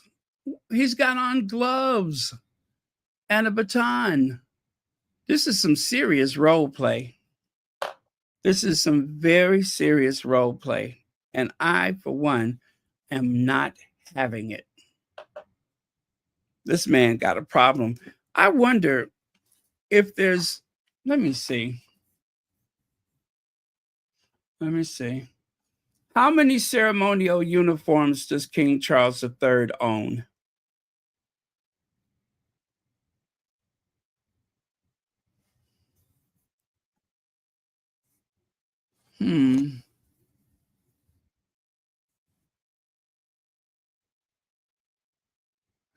Oh, they don't give a number. They just say it's safe to assume that there's a substantial number.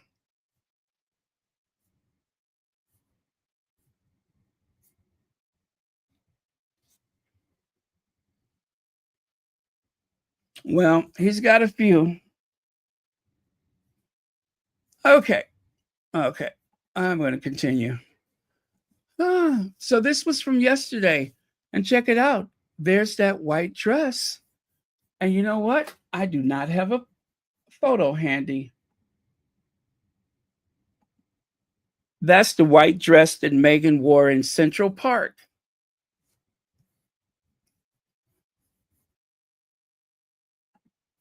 But let me see. It should be easy to find it. I got it.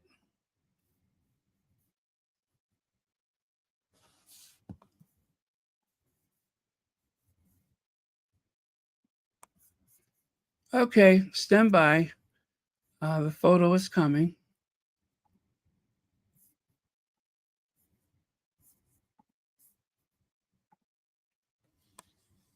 There you go. That's what she's wearing. You could just barely see the top of it, but someone with an eagle eye, the eyes of the eagle, was able to spot it. You see there? Now take a good look at the top and take a look there. See what I mean? That's it. You can see the little beadwork. Yeah, that's it.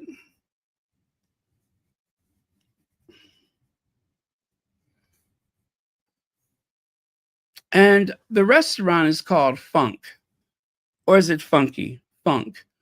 That is the proprietor there on the right, sipping a espresso. Apparently the meal was out of this world. I don't know if it's a Michelin star restaurant, but I bet it is. Anyway, bon appetit. Meghan said that was one of her best meals she's ever had in life. So if you guys are going to California anytime soon, make sure you stop by Funk.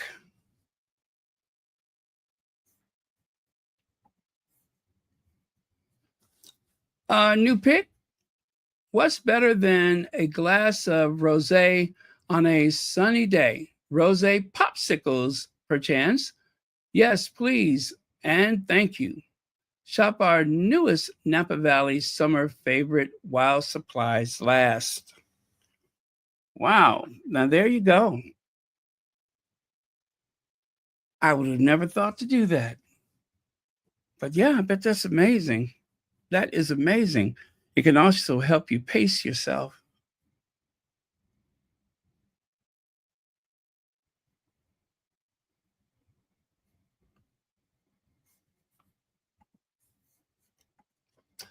The jam that broke the internet. Clearly, I am not the only one buying what Meghan Markle has ever, that is selling. Well, Elle magazine wrote an article about Meghan's jam. Now remember, Meghan is irrelevant and nobody cares where she goes or what she does. It is all inconsequential, superfluous, And yet, there they are writing yet another article about Meghan.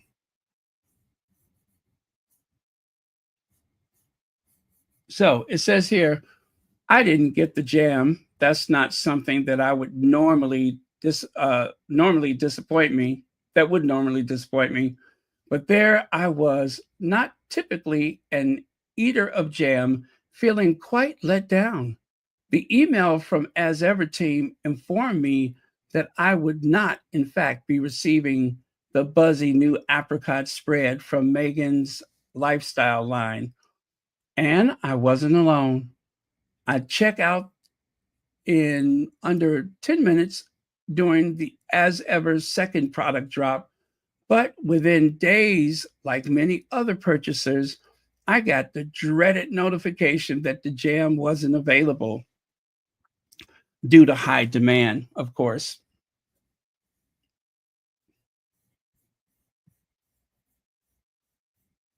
Okay. And a refund was on its way. My dream of breakfast with jam-covered toast and other things you put jam on were dashed, but I also wasn't surprised. These jams became the stuff of marketing dreams when the Duchess of Sussex started sending out gift boxes to her inner circle in the lead up to her company launching. Mindy Kaling got the jam. Kris Jenner got the jam. Who's going to get the jam next? I had a real moment on social media when As Ever finally debuted its first products this past April. The raspberry jam and everything else sold out in less than an hour.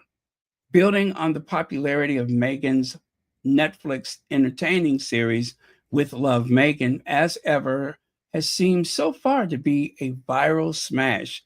According to the Daily Beast, the line's virtual shelves have managed to stay fully stocked for only 0.1% of the time since the first drop. But if you were to browse some As Ever headlines or be brave enough to Google Meghan Markle and As Ever, you might find yourself questioning the success.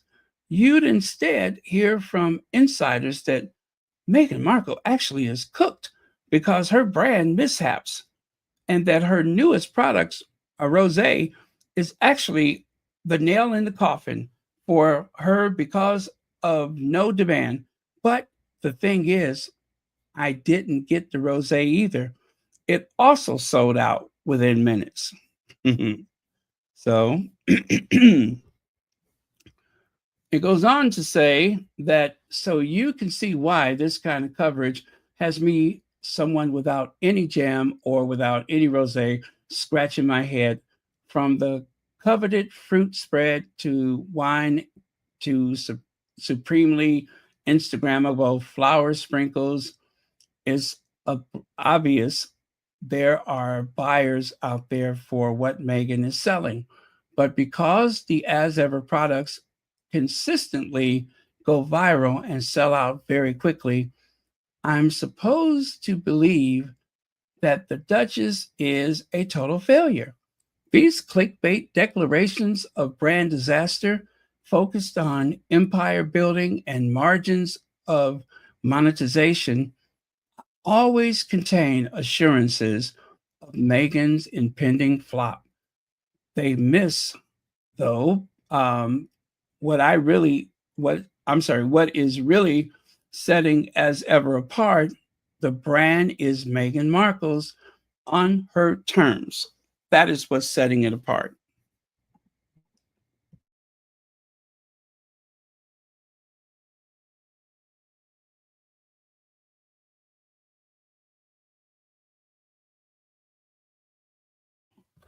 So, with love, Meghan Markle's skill at entertaining is so breezy and palpable that it makes you start to believe that you too can easily make your own candles or throw together a summer salad with ingredients from your vegetable garden, though my wilted lettuce plant on the kitchen counter would argue otherwise.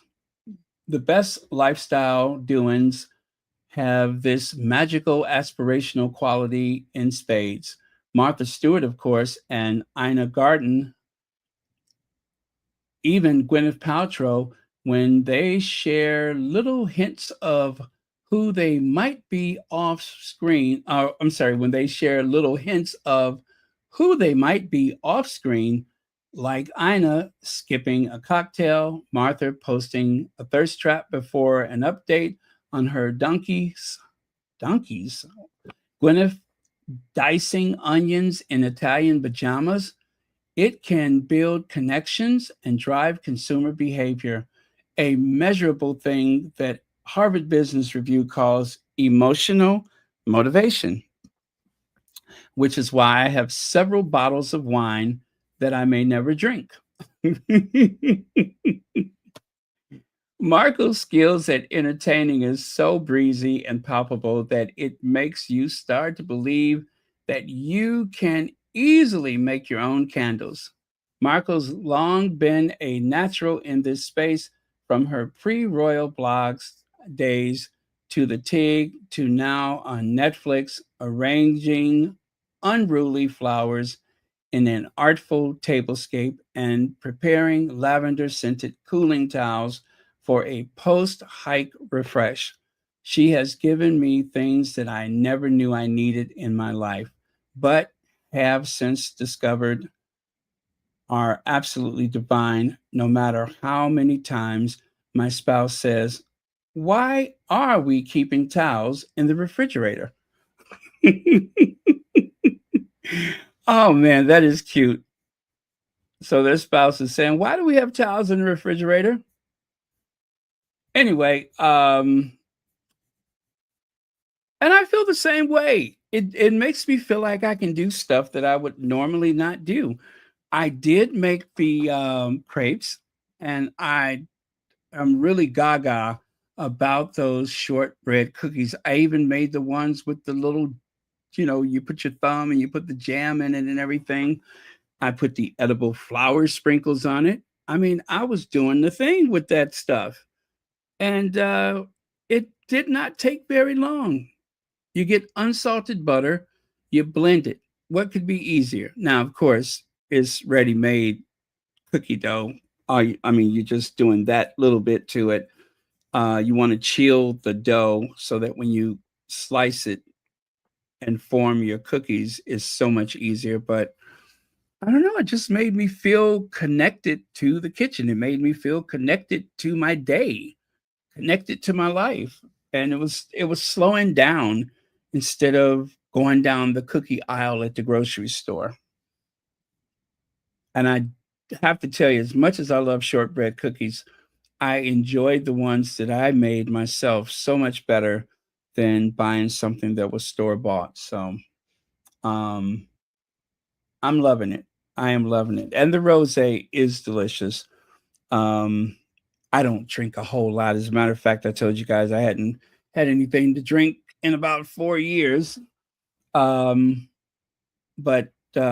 it was smooth, and I still have most of the bottle that I will, consume in due time. And I may even cook with some of it.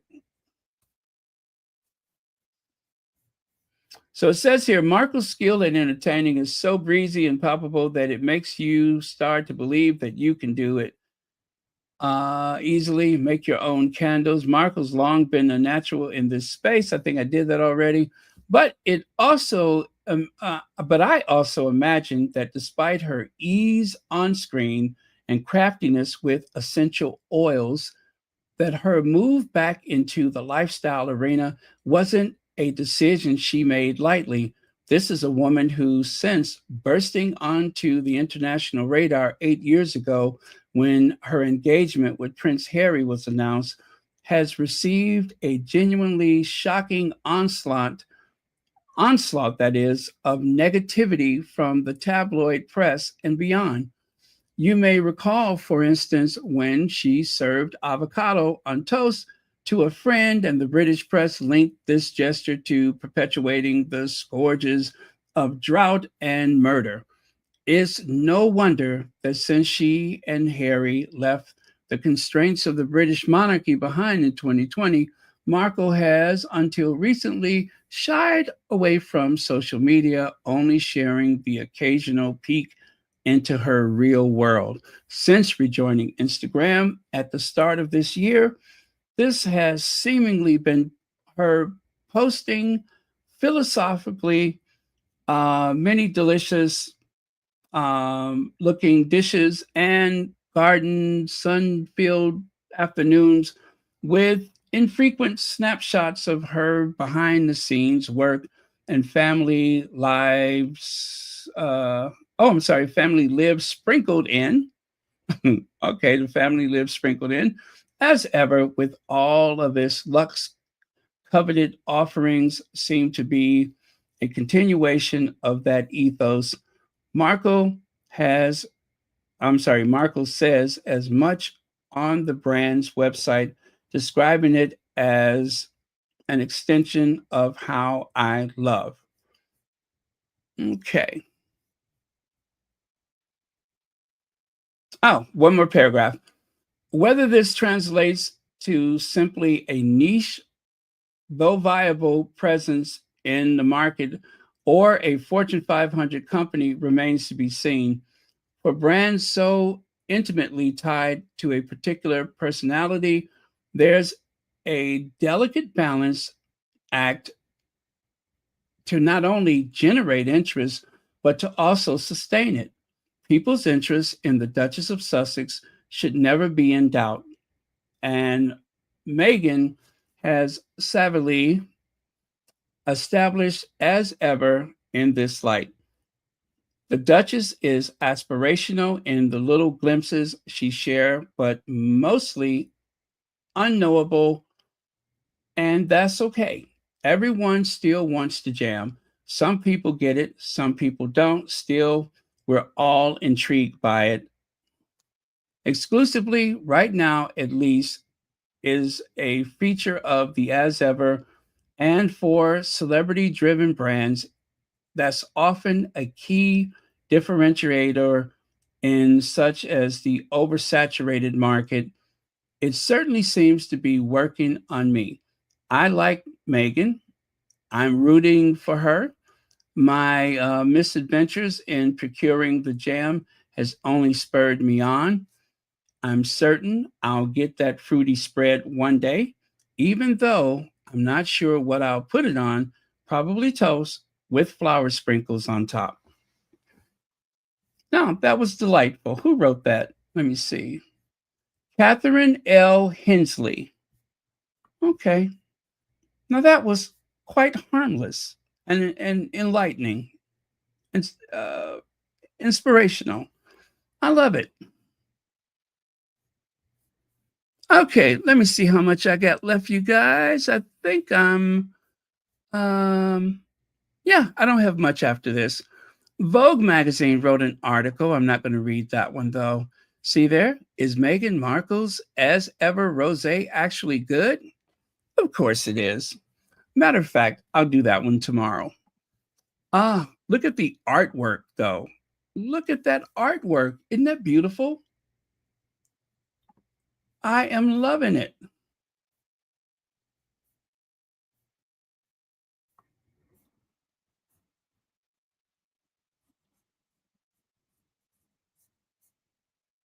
Uh,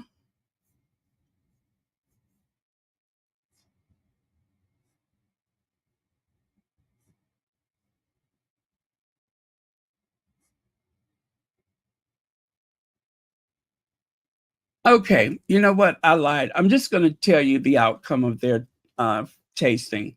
The bottom line is as ever revolutionary?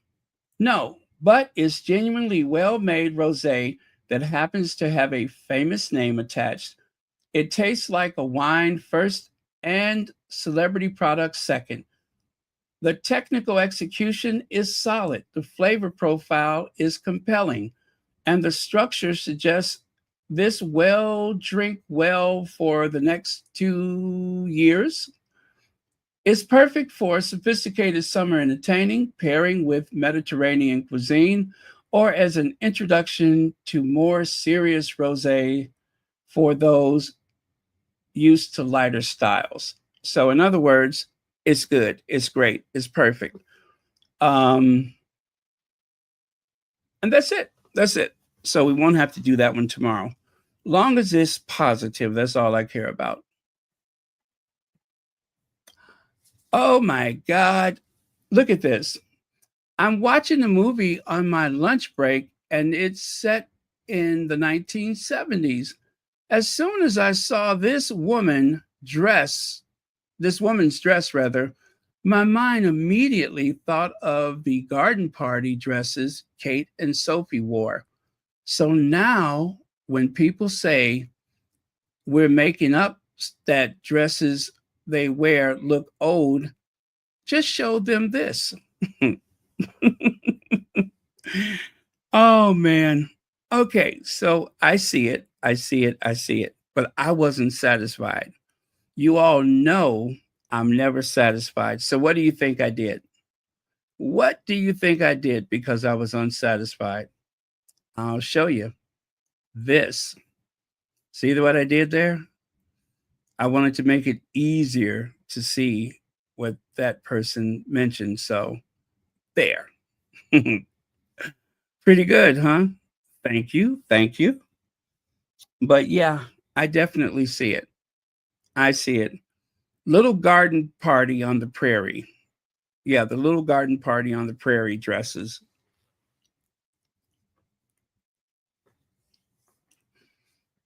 Not exactly the type of couture that one expects to see in a sophisticated town like London, but there you have it.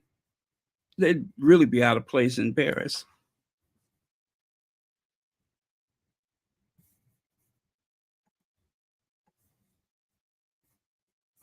And of course, after I did the deed, I put the new photo on their timeline so they could see it. I know, I am so cruel. What is that? I wore almost an identical frock to Sophie's as a flower girl 55 years ago, except it was pink flowers with green stems on a white background. Even at that time in France, at least it was considered dated. But my grandma that is, had made it and nobody wanted to voice out loud what they thought. Someone else said, I can remember my mom telling me not to throw clothes away just because they're out of style, because one day it will be back in style, but certainly not these dresses. Another person said, remember doing pattern making of these types of clothes back in home economics? It's an old fashioned 80s style. Yeah, I was thinking Laura Ashley or something like that. I mean, seriously, I'm usually not too big of a fashion critic, but when I first saw that pic of them, my jaw dropped. Oh, okay, that ugly old fashioned set. They look like two stern and miserable women. Kate's dress was a little better than Sophie's, but was still so awful. Yes. Yes. Oh, man. Uh-oh. Look who's broke, you guys. Somebody is in the poorhouse. Look who's in the poorhouse. It's Pippa Middleton. Pippa takes on a surprising new job, and it follows in her sister, Princess Kate's footsteps. And guess what it is, you guys? Can you see that small print? Because I can't. It says Pippa Middleton might be quite on the social scene these days. I'm sorry, quiet. Might be quiet on the social scene these days, with Princess Kate's sister making only one public appearance in 2025 to date. You know why? Because she's broke.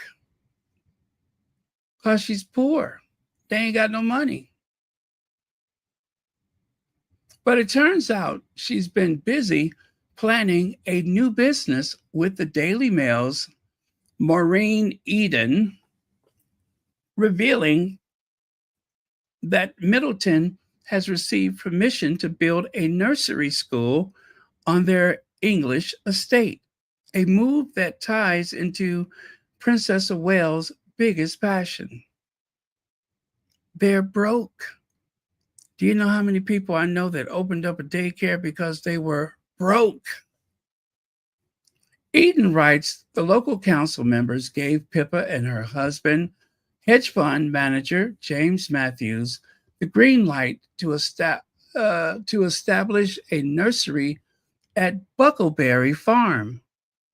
Per the reporter's Eaton Confidential column, the couple's 72-acre property will now include a school for children aged between 9 months and 5 years. He noted that the local council claims the nursery will deliver strong social benefits and that the local area has a shortage of, wait for it, a shortage of, you ready?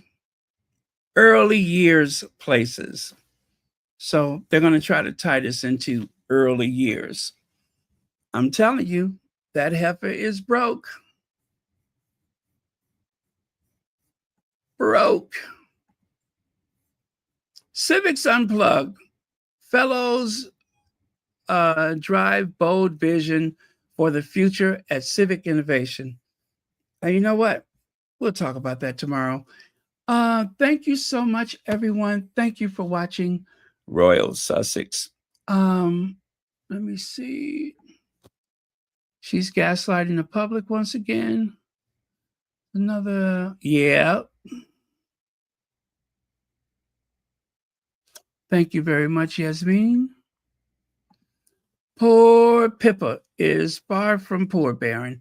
She is married into a family that are billionaires. Being broke, that is nonsense. Well, it doesn't explain the daycare, but I'm sure she just loves children so much and she just wants to, help them with the early years or something. But to me, it seems like they're broke. I mean, isn't it her husband's family that has the money, right? She married into a billionaire family, but her husband is not the billionaire.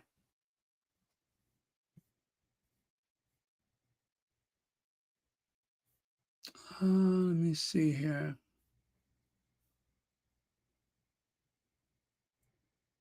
Good night, Caroline.